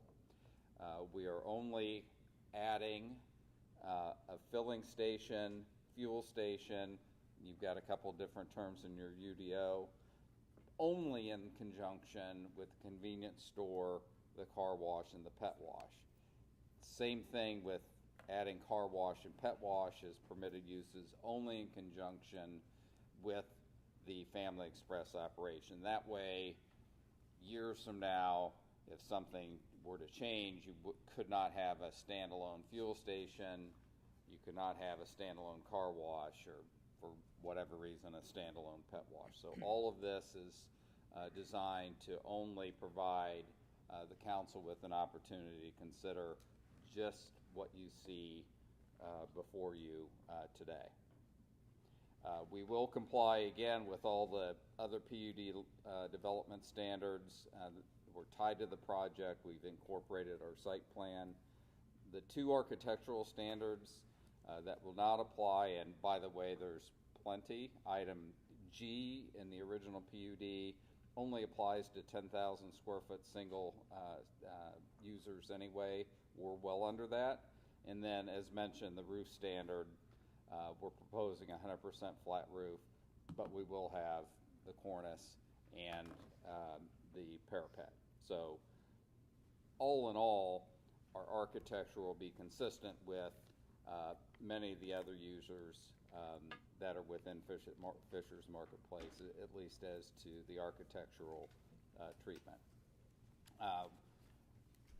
This case was new to me, but Family Express has been working diligently with your staff to come up with a site development plan and to address questions, concerns that were raised regarding building elevations, placement, etc. And again, we've already been engaged with the Property Owners Association. We will continue to do so with final plans, and we're looking forward to working with you as council as well as PUD committee and plan commission. Thank you. Happy to answer any questions. Thank you. I had just a question. Sure. The convenience store is 24 hours? It could start out that way. Many of their stores are not 24 hours. They might open early in the morning and close, 10 o'clock at night. They may experiment to see what the customer base might be in response to that. And what about the pet wash? The pet wash is, Pete? It's the same. Why don't you come up? Hi, Pete Enter, everyone with Family Express. I'm the Vice President of Development. Thank you for allowing us the opportunity for potentially joining Fisher's. We're very excited about it. To your question regarding the 24-hour service, out of 81 stores, we have 11 that are open 24 hours. We certainly will comply with whatever requirements are required here. If it's 24 hours, if we're allowed 24 hours, we might try it out for a few months and see what the customer base demands. If the demand is there, we would accommodate the customers. If not, our typical hours of operation are usually around 4 or 5 a.m. till about 10 midnight. Regarding the pet wash, it'll be the same timing as the convenience store, so it's the whole store. So I have a question then. Do you determine the hours of operation based on the consumer, or are you also working with the municipality too, to kind of what they want to do, or a combination of both, or what do you anticipate, or what usually happens in these cases? I don't think we have a 24-hour, do we have a 24-hour convenience store? There might be, but, Pantry at 96 and Manor is 20. okay. Yeah. The PUD does not have an hours restriction at the moment, but those are things that do come up, obviously, at Plan Commission and other public meetings. So we're certainly in a cooperative stance here as far as that. The good news is there's not a ton of residential around there. Obviously, there are townhomes being constructed north of the strip center and the daycare within the marketplace development, but there really aren't a lot of other neighborhoods to really worry about with this location. So happy to have conversations with you as council or Plan Commission if there's a desire for commitments on hours. Thank you. Councilor Davidson? Yes, ma'am. Quick question. You talked about a central bakery plus distribution. Can you tell me just a little bit more about that? Sure. So we make our own donuts, cookies, and a lot of sweet stuff. So we centralize the bakery, and it's based out of Valparaiso, Indiana. So we started out a little small. Last several years, we built a brand new bakery. We're trying to certify not only to sell the cookies and donuts at our stores, but also to sell to other companies as well. That's also our distribution center. So logistically, we're positioning ourselves to be very effective, reducing the number of dependency of other vendors. So everything gets delivered out of distribution center. We could accommodate up to 400 stores. That's why we're in gearing up mode right now. So we're only a couple hours away from Indianapolis. So every day there will be daily trips, and the reason we're doing that is to obviously take advantage of providing fresh food to the customer. So it's a centralized distribution center for all our stores. Thank you. And then also with the conversation we had about the other project and the landscaping, I certainly hope that you guys were listening, because I think that it'd be really nice to soften this with a lot of landscaping. No question. There needs to be probably, frankly, a better effort with this use than with some of the existing landscaping. The PUD has just a street tree requirement. It's not very well defined. My sense is that for both the customers that might choose to grab a sandwich and sit outside facing 37, they may want to have it buffered a little bit, and it probably needs to be softened from that viewpoint too. So we appreciate that comment. Thank you. Are there any other comments or questions by council members on this? One other thing, I just would like for you to maybe talk with the police too about convenience stores right there on 37, crime or whatever. I don't know. I just want to make sure we're in touch with them. They kind of know what's going on the interstate and everything. So just to kind of maybe recommend what hours of operation to start with, maybe initially, or so with that. We'll coordinate that through That Ross. first reading. Yeah. Okay. Thank you. Thank That's you. fair. Thank you very much. Okay. Moving on to item 21-052024D. This is a request to approve the right-of-way of vacation of Moore Lane between Lanner Road and Moore Street, Maple Street, between 116th Street and South Street, and Old Lantern Road within the Kimberlin's Addition subdivision. And this is related to the City View development, and this is also a first reading. Thank you, Ross. Yes, Ross Hillary, Planning and Zoning. A couple more items for you.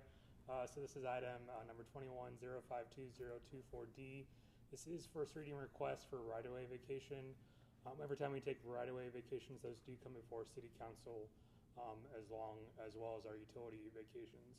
So I can see here on the left, these are the parcels that are part of the City View project. And in between those parcels, you can see some area that are not blue. That is an old alley system. And so this request here is that first reading to vacate those alleys that are located there. as well as Council President Coble mentioned Old Lantern Road, which used to go straight to 116. This is a first reading. It does require a public hearing, so we'll be back before you in June. Okay, thank you. Are there any comments for Ross regarding this? Have first reading. Okay, first reading, thank you. Moving on to item 22, R052024G. This is a request to approve a commercial change of use for the previous 57,800 square foot Marsh Grocery for a unique pickleball indoor recreation use over there on 116th Street. So Ross is presenting again. Yes, item 22, this is a resolution, R052024G, which is a commercial change of use. As you mentioned, the previous use was a 57,800 square foot Marsh Grocery, last used as our COVID vaccine center, located at 12520 East 116th Street. The Unified Development Ordinance requires City Council actions on commercial uses for tenant spaces with a floor area over 25,000 square feet. As you will remember, we were here a couple months ago, which lifted the overlay district on this, and I mentioned that we would be back pretty soon with the use, so that is what we're seeing tonight. As part of that, this proposed redevelopment will be a 100% indoor recreation use that will feature state-of-the-art facilities to combine scheduling, social connectivity, and Vision AI, all related to pickleball. The indoor recreation isn't allowed use within the zoning district, but we are here tonight seeking council approval. I will only share with you renderings that were provided to us. There has been some additional ones that have made it online, but the intent of this Fisher's Marsh development on 116th Street is to reuse and repurpose the vacant grocery store for our new community-like center shown here. The building facade improvements will include new masonry, metal, stone, and glazing, and signage here is for reference. It will comply with all sign code.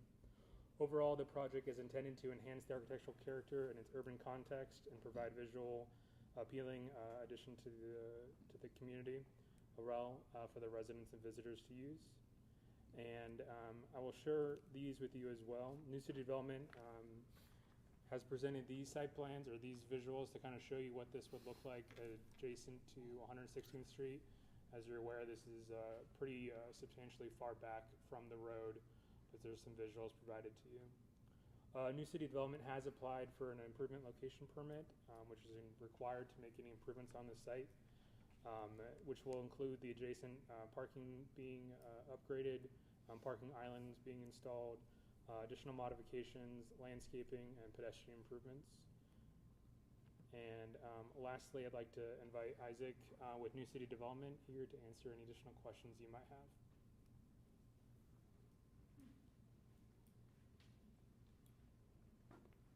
Good evening. Isaac Van Bosche, founder and CEO of New City Development.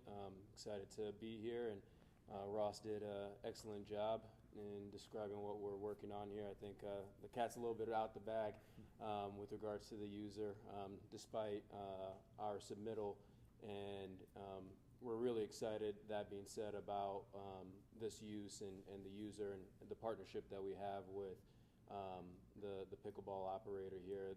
Their pedigree of what they've been able to accomplish previously in terms of the tech space and bringing that technology expertise to the pickleball space, and we all know how much pickleball is growing today, and so this really offers a unique operation and use that, in combination with the improvements that we're making to the facade, really, as you can see, eliminating the former use from a grocery store from this facade and bring something that's fresh and new, as well as some of the improvements that we'll be making to the site and some further improvements that we'll be coming back for with regards to what's on the front as well. We're pretty excited about the future of what this means for this corner and quadrant that sat vacant and dilapidated for a little bit here. So we are, again, looking forward to what's to come post, hopefully an approval here, but if there are any questions, happy to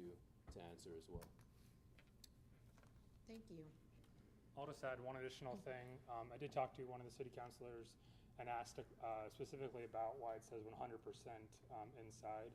And that is for the actual use that they're requesting. That would not limit them from making outdoor improvements for like a patio or something like that. What it would limit them from is having an outside pickleball court. So if they wanted to add patio seating for before or after games, they'd be free to do that. Ross, why would we see a request to approve a commercial use change before we actually see the site plan and what they're gonna do with that? My concern honestly is with the parking lot, right? I mean, so, and I know it doesn't meet our current standard with all the islands, and you talked about that, which I appreciate. I think it's an awesome use, right? I'm just wondering timing, why would we bring it back together, right? Where we could actually see what it's gonna look like. Because you're asking me to approve a use yet, but yet I don't know what everything's gonna look like up front, just to make sure it's aesthetically pleasing. You are in an area of Fishers where I can tell you they are incredibly vocal. Well, most of the people in Fishers are vocal, but you're in a very vocal area there, right? So they're gonna come at you, they're gonna go, I like the use, what's it gonna look like? And I'm just questioning timing, I'm not really questioning the use of it. I think it looks like a great deal, I'm just wondering. Sure, so I'll start off, and if Isaac wants to follow up. As you can see here, I will zoom in a little bit. For our friends who participate and follow along with Plat Committee, the area south of the Marsh Grocery has been subdivided off to be a future outlot. That's the one next to Bach to Rock. Right. So the parking specifically for this development is the area adjacent to here. So the requirements that staff has asked is for parking islands to be installed to truly create where that path of travel is for vehicles. We've required a pedestrian connection from 116th Street, which is not shown. This is an update to the UDO. We've also requested a large increase in landscaping as well. Yeah, because I mean, you can see the islands down there, which separates the use from the other side, right? And there's no landscaping, virtually no landscaping in those islands. We just require them to put on. We don't allow that anymore in our standards. We require, because I remember taking a bunch of heat over there for the fuel tank, and they go, do I really need all those islands? And my answer back to the Halletts was yes. You need all the islands, you need all the landscaping. So I understand they're not gonna have it going to the west, but all throughout there, if we outline that, I just wanna, make sure that we're gonna meet the current standard, right? Even though the people to the west aren't gonna meet it. Correct, right? yes. So just kind of making sure on that flavor to make sure that we're all on the same page here.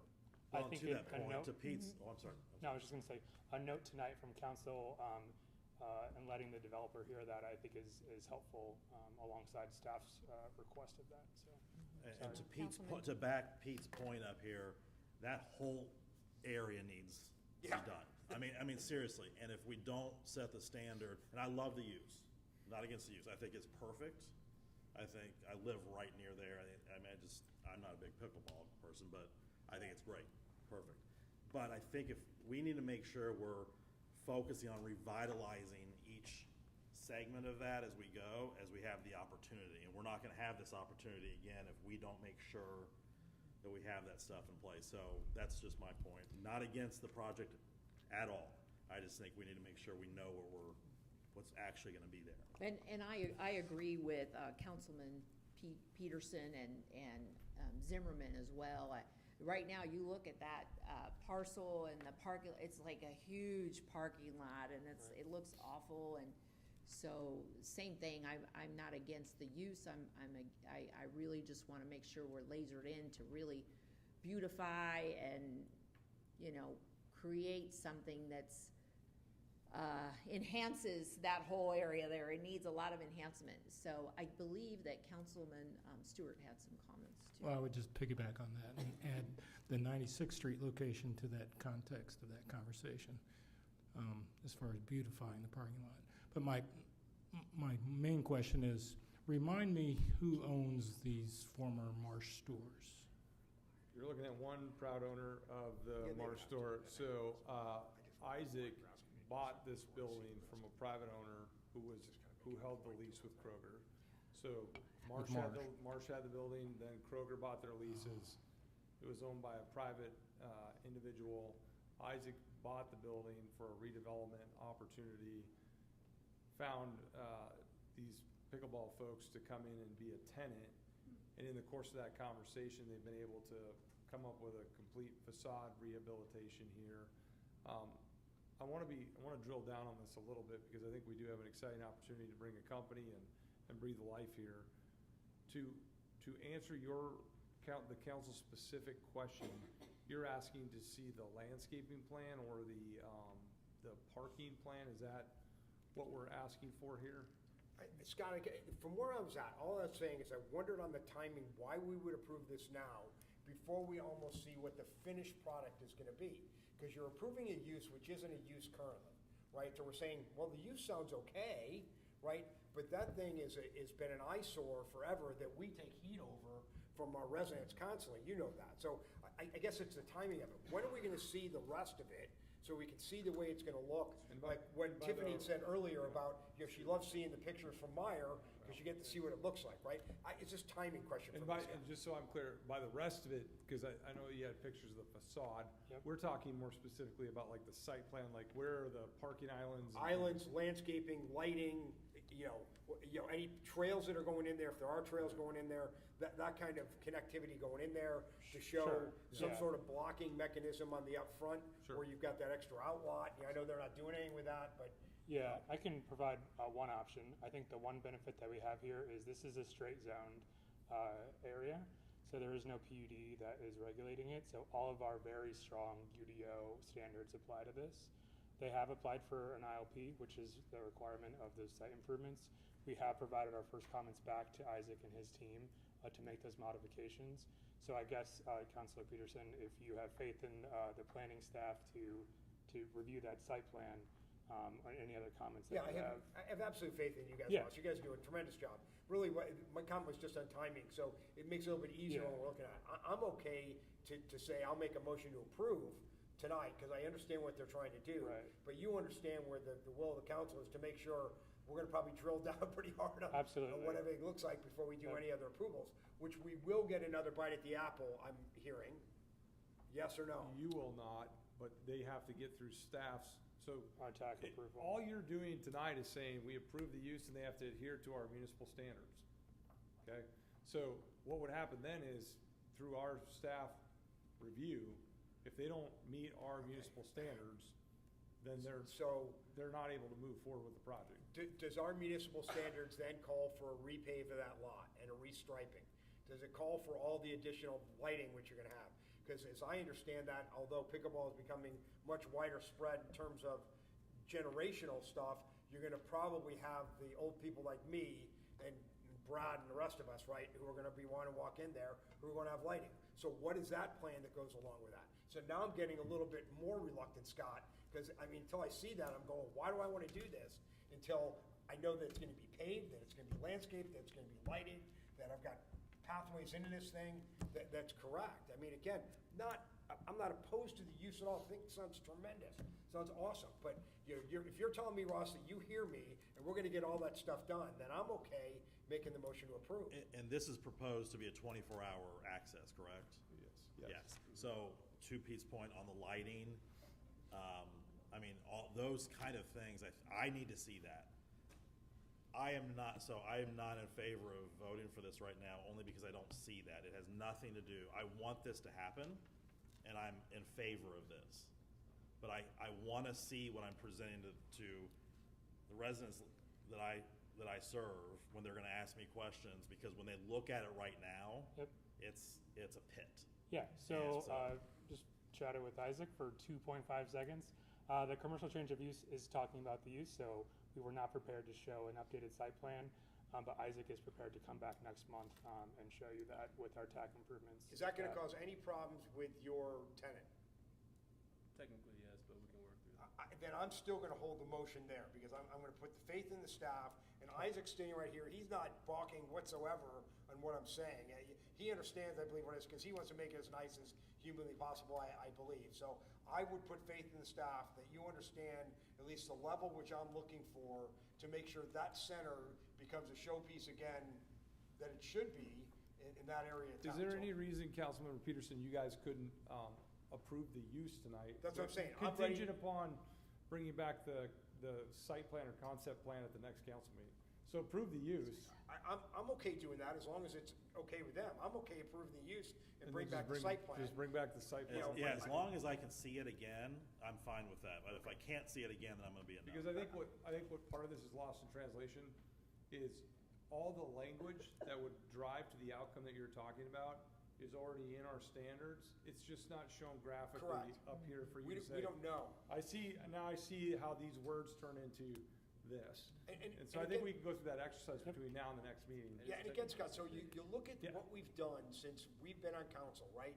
And you've been mayor, with all the standards and Ross and his predecessors, to what we've required inside of parking lots than where we started, right? I mean, it's monumentally different. And I know that. So as long as they get to that UDO standard, we should be fine. So I'm gonna make a motion to approve. So motion by Pete Peterson, second by Bill Stewart. Any more comments, questions? As long as I can see it again here, I'm a yes. You have our commitment to bring back the concept plan on the next council meeting. And I do have it's 24-hour pickleball? That's correct. That's right, yeah, 24 hours. Okay. One of the things that I like to see on the front of that building, it just looks like a big box. And I don't know if that means expanding that small little canopy at the door or putting some planters out, but making it so that way it doesn't look so industrial, possibly, with the canopy. I don't know. Just gotta go back to a PUD committee or anything, Ross. It does not go to PUD committee. So from that, it's gonna meet our UDO standard as well for commercial buildings? It would be required to meet our UDO standard for commercial buildings. With If there's that, something too, I specific mean- that you'd like to tell the developer on a canopy or something of interest, that Well, would what be helpful about for them to know. outdoor seating or something? I don't know.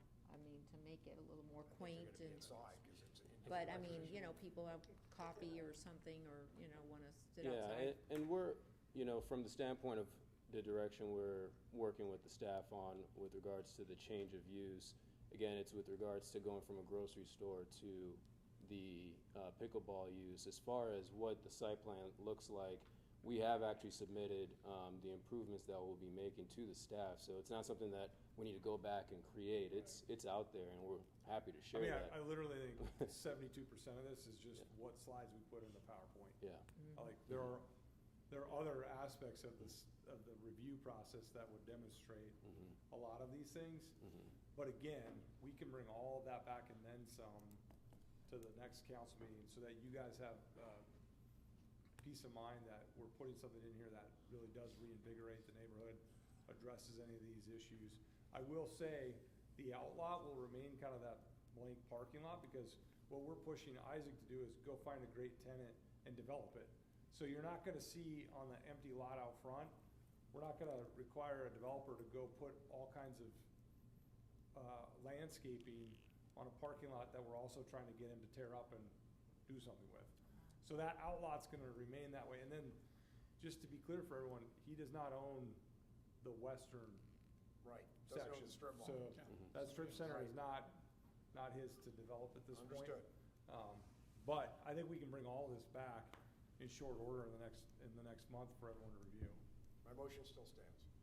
Okay, so there's a motion by Pete Peterson, second by Bill Stewart. All those in favor say aye. Aye. Any opposed, say nay. Okay. Can you buy the village pantry and fix that? Motion I passes. plead with you. I plead with you. We want to see Thank you. price for All that. right, thank you very much. Thank you, Ross, appreciate it. Okay, we're moving on to item 23. There's no unfinished or new business, so we're going to move on to item 24, community comment. The comments received from the last council meeting on April 15th are online, and the comments received today were submitted to the council members. Right now, if there's anyone in the public who wishes to speak, please approach the podium, state your name and address for the record, and you have 3 minutes to speak. So.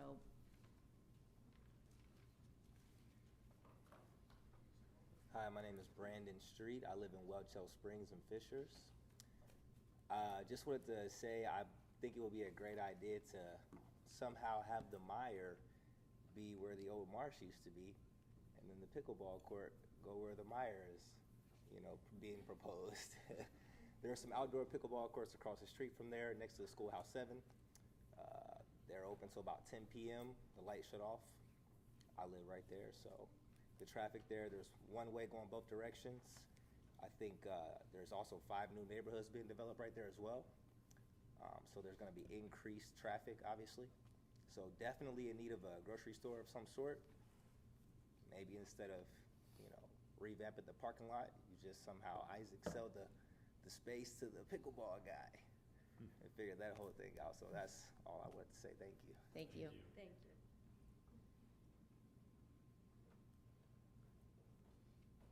Good evening. Hi, I'm Lynn Gooden. I live at 16144 Brookmere Avenue in Fishers. And I want to talk about the proposed mire. I think this will create way too much traffic around those schools. Right now in the afternoons when the school is letting out, the traffic is already nearly unbearable. And you add in all this other traffic, especially that's going to be coming down Cynthia Ann. I think it's going to be really difficult. I live in Britton Falls. If this is completed, I don't believe we will ever be able to make a left turn again out of our neighborhood, either off of 126th Street or off of Del Webb Parkway, because already it's, because with more housing going in all the time, it's becoming more and more congested, and I just think it's going to create a really difficult situation. On the proposed site plan, it shows a lot of green space being left, which is nice, but it looked like grass, okay? There are a whole bunch of mature trees on this site. And I think Meyer should be forced to incorporate all that green space that's just going to be grass. Instead, leave the mature trees, even if they had to rearrange a little bit to keep those. So they'd be tearing out all these mature trees and planting sticks that don't become a tree for 40 years. Well, we're in that area of Fishers, this is happening all the time. It's happened all over Fishers. We're losing all of our green space. We're losing all of our habitat. We're losing all of our watershed.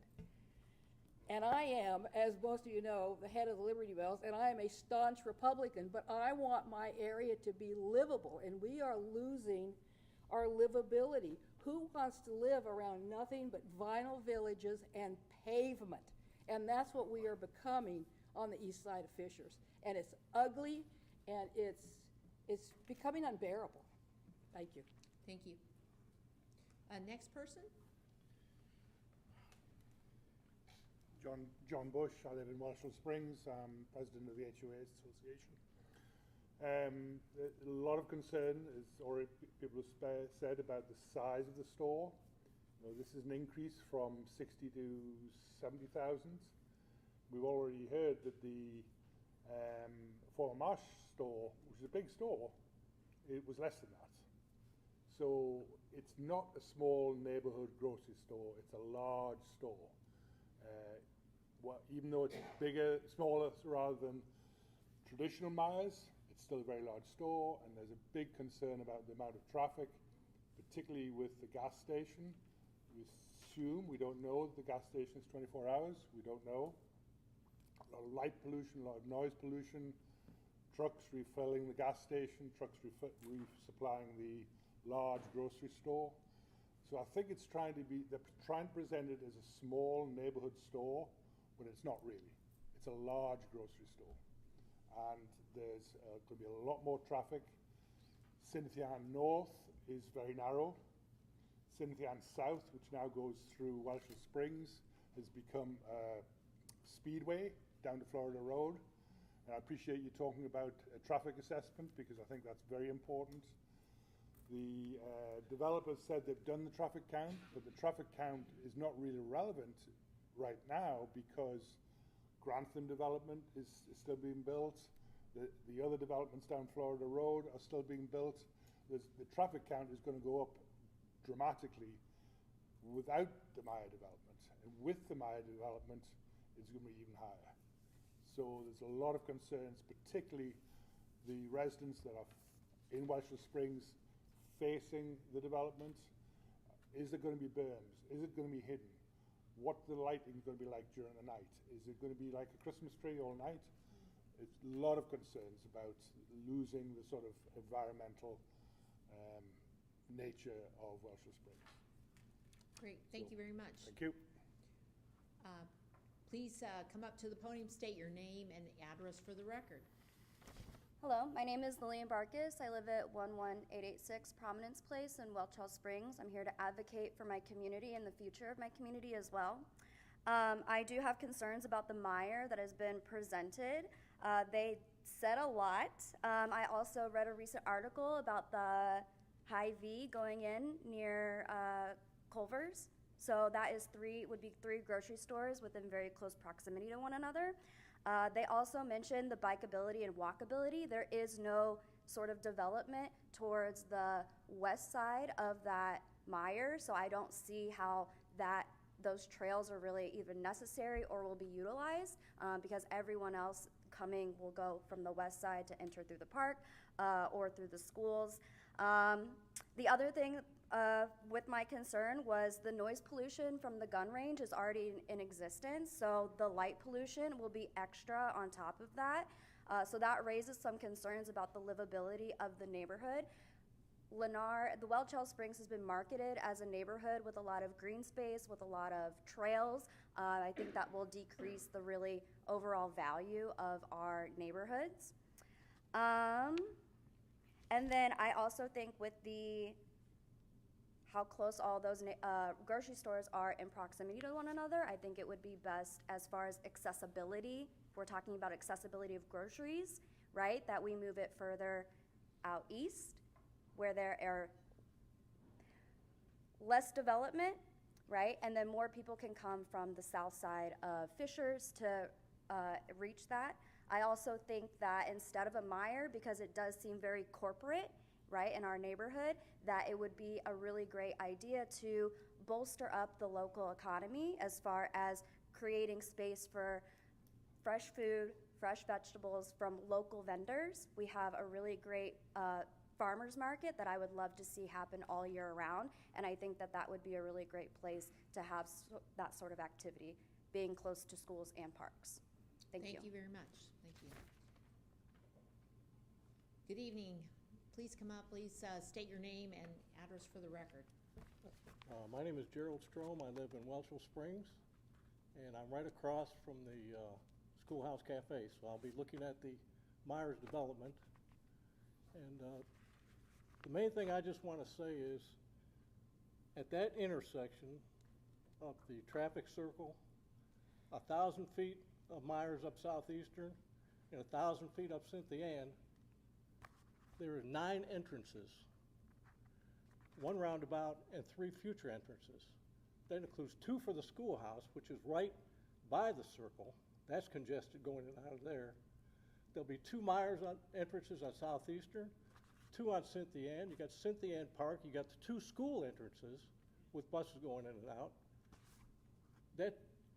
I'll tell you, that intersection is so busy now, like my predecessor just said, we can't even sleep at night the way it is. Those cars come out of that traffic circle, especially the loud ones, all night long.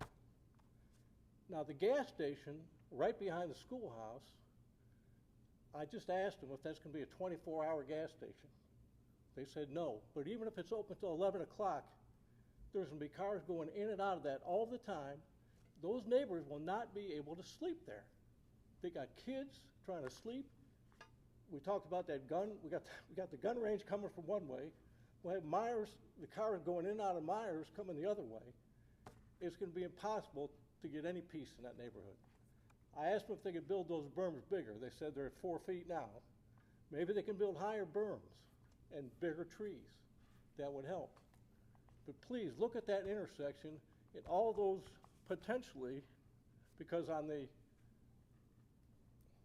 other side of Cynthia Ann, there's another potential development zoned the same as the Myers is. There's going to be 2 more entrances and something going there, maybe a gas station, I don't know. But there's going to be a total of 12 more entrances within a half a mile of that intersection. And that's going to be something to look at. So thank you for your time. Thank you, sir. Appreciate it. Anyone else wishing to speak, please come up to the podium, state your name and address for the record. Hello, Brett Anderson, 8899 Mole Drive. We're going on our 41st year living here in Fishers. And hello, Mr. Mayor. How you doing? Good. Good. Just wanted to follow up on the sidewalks for Lantern Road. That Becky, you want to share any update there? Yeah, we have been in constant communication with the property owners on Lantern Road, where our intention is to connect from Morgan Drive all the way down to Pullman Point.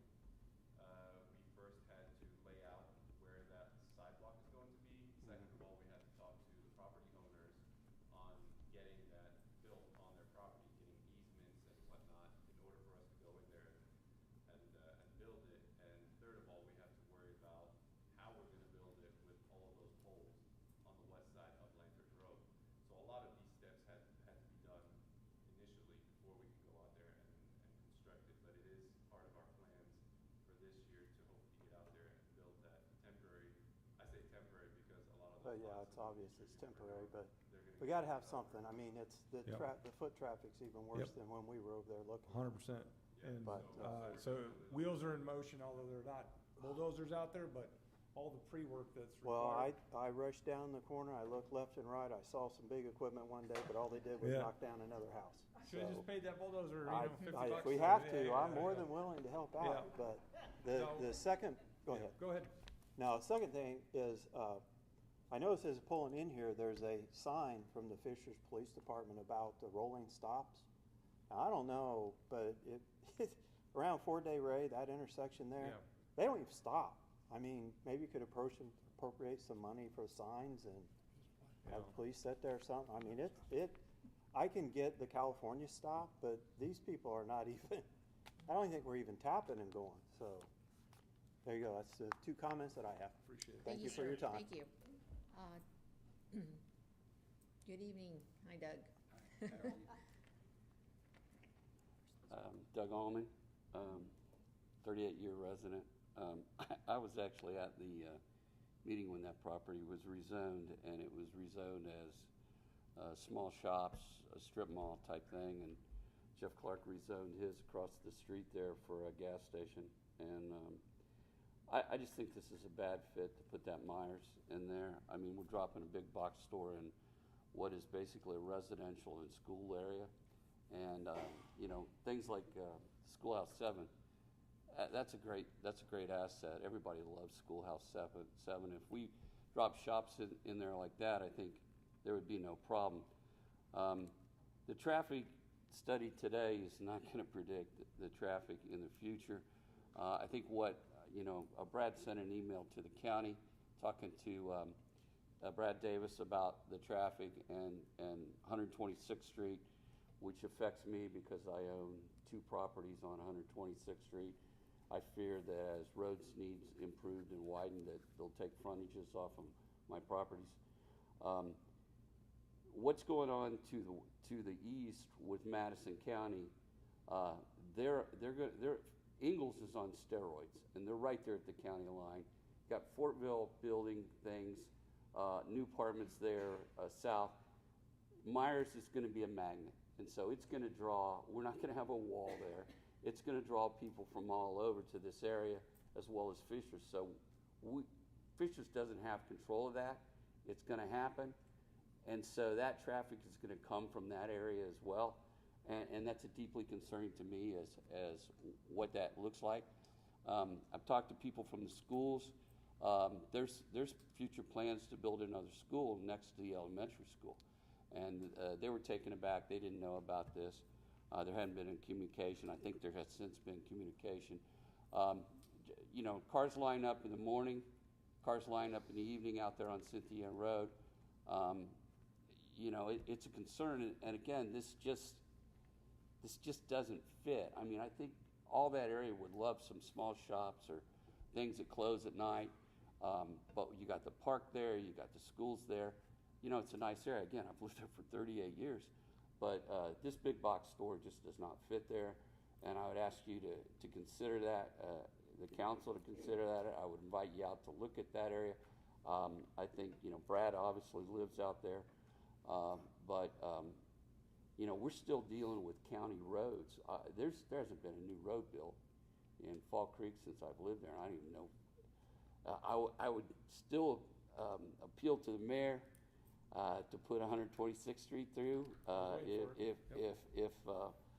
And I would note that a resident that is building a home out there built a bridge across Thorpe Creek, so I think the bridge is not a big factor in the cost. But that's my last appeal to you, Mayor. But yeah, I just don't think, I think this is not a good fit. I know it's zoned commercial, 2006 I think it said, but there's things we would welcome, but I'm not sure this is one of them, so thank you. Thank you, Doug. Thank you.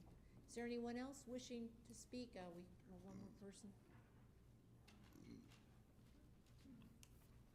I'm Julie Erb, and I live in Britton Falls. And I thought I heard in the rumor mills of Fishers that there was going to be an interchange on Cynthia Ann at the interstate. That was on a 10-year plan, I think is what I read in print. If that happens, and you don't do anything with the road to get down to Myers, it's going to be a horrible mess. And a lot of us walk and ride our bikes, and it's getting to the point where we don't anymore because it's too busy now. And you put Myers in there, that, like the one gentleman said, that store is too big for that lot. It needs to be small. They said it introduced it as an intermediate store. It's too big for an intermediate. It should be small. And the gas station is right there next to Schoolhouse 7, and I thought we were going to get a little more parking there. Well, they put a gas station there. And so all the people that sit out in Schoolhouse 7 get to smell all that. Takes away their environment to have it, excuse me, have that there. It's not a good fit, not a good fit. That's all I have to say. Thank you, thank you. Good evening. Hi, my name is Ellen Twitchell, and I also live in Britton Falls. And I really do want a grocery store, but after seeing it tonight, it's really big. It's just, I don't know how we're going to deal with all that traffic. Like Lynn said, I don't know how we're going to ever take a left out of Britton Falls if there's no light or anything there. You know, and I'm like visually impaired, so I have to take my time when I pull out. And if there's just tons of cars, like I'll have a stream of people behind me. You know, between the schools, and it just seems like it's going to be a lot. Like I thought at one point that Meijer had these smaller stores that they were building, a lot smaller, more like a fresh, maybe not even as big as a Fresh Time. And so I was like, yes, we're going to have a grocery store, you know, because we need another grocery store. And then I seeing it today, it's like, holy cow, gas stations. And then somebody else was saying too, and I didn't even think about this, but all the lighting that's going to come from that for those folks that are over there, it just seems like a lot. But I don't know. You know, that's just, after coming, that's just what I'm thinking, so. Thank you very much. Is there anyone else wishing to speak? If not, I'm going to go ahead and close the community comment, and do I have a motion to adjourn? Motion to adjourn by Pete, second by Selena Stoller. All those in favor say aye. Aye. We're adjourned. Thank you.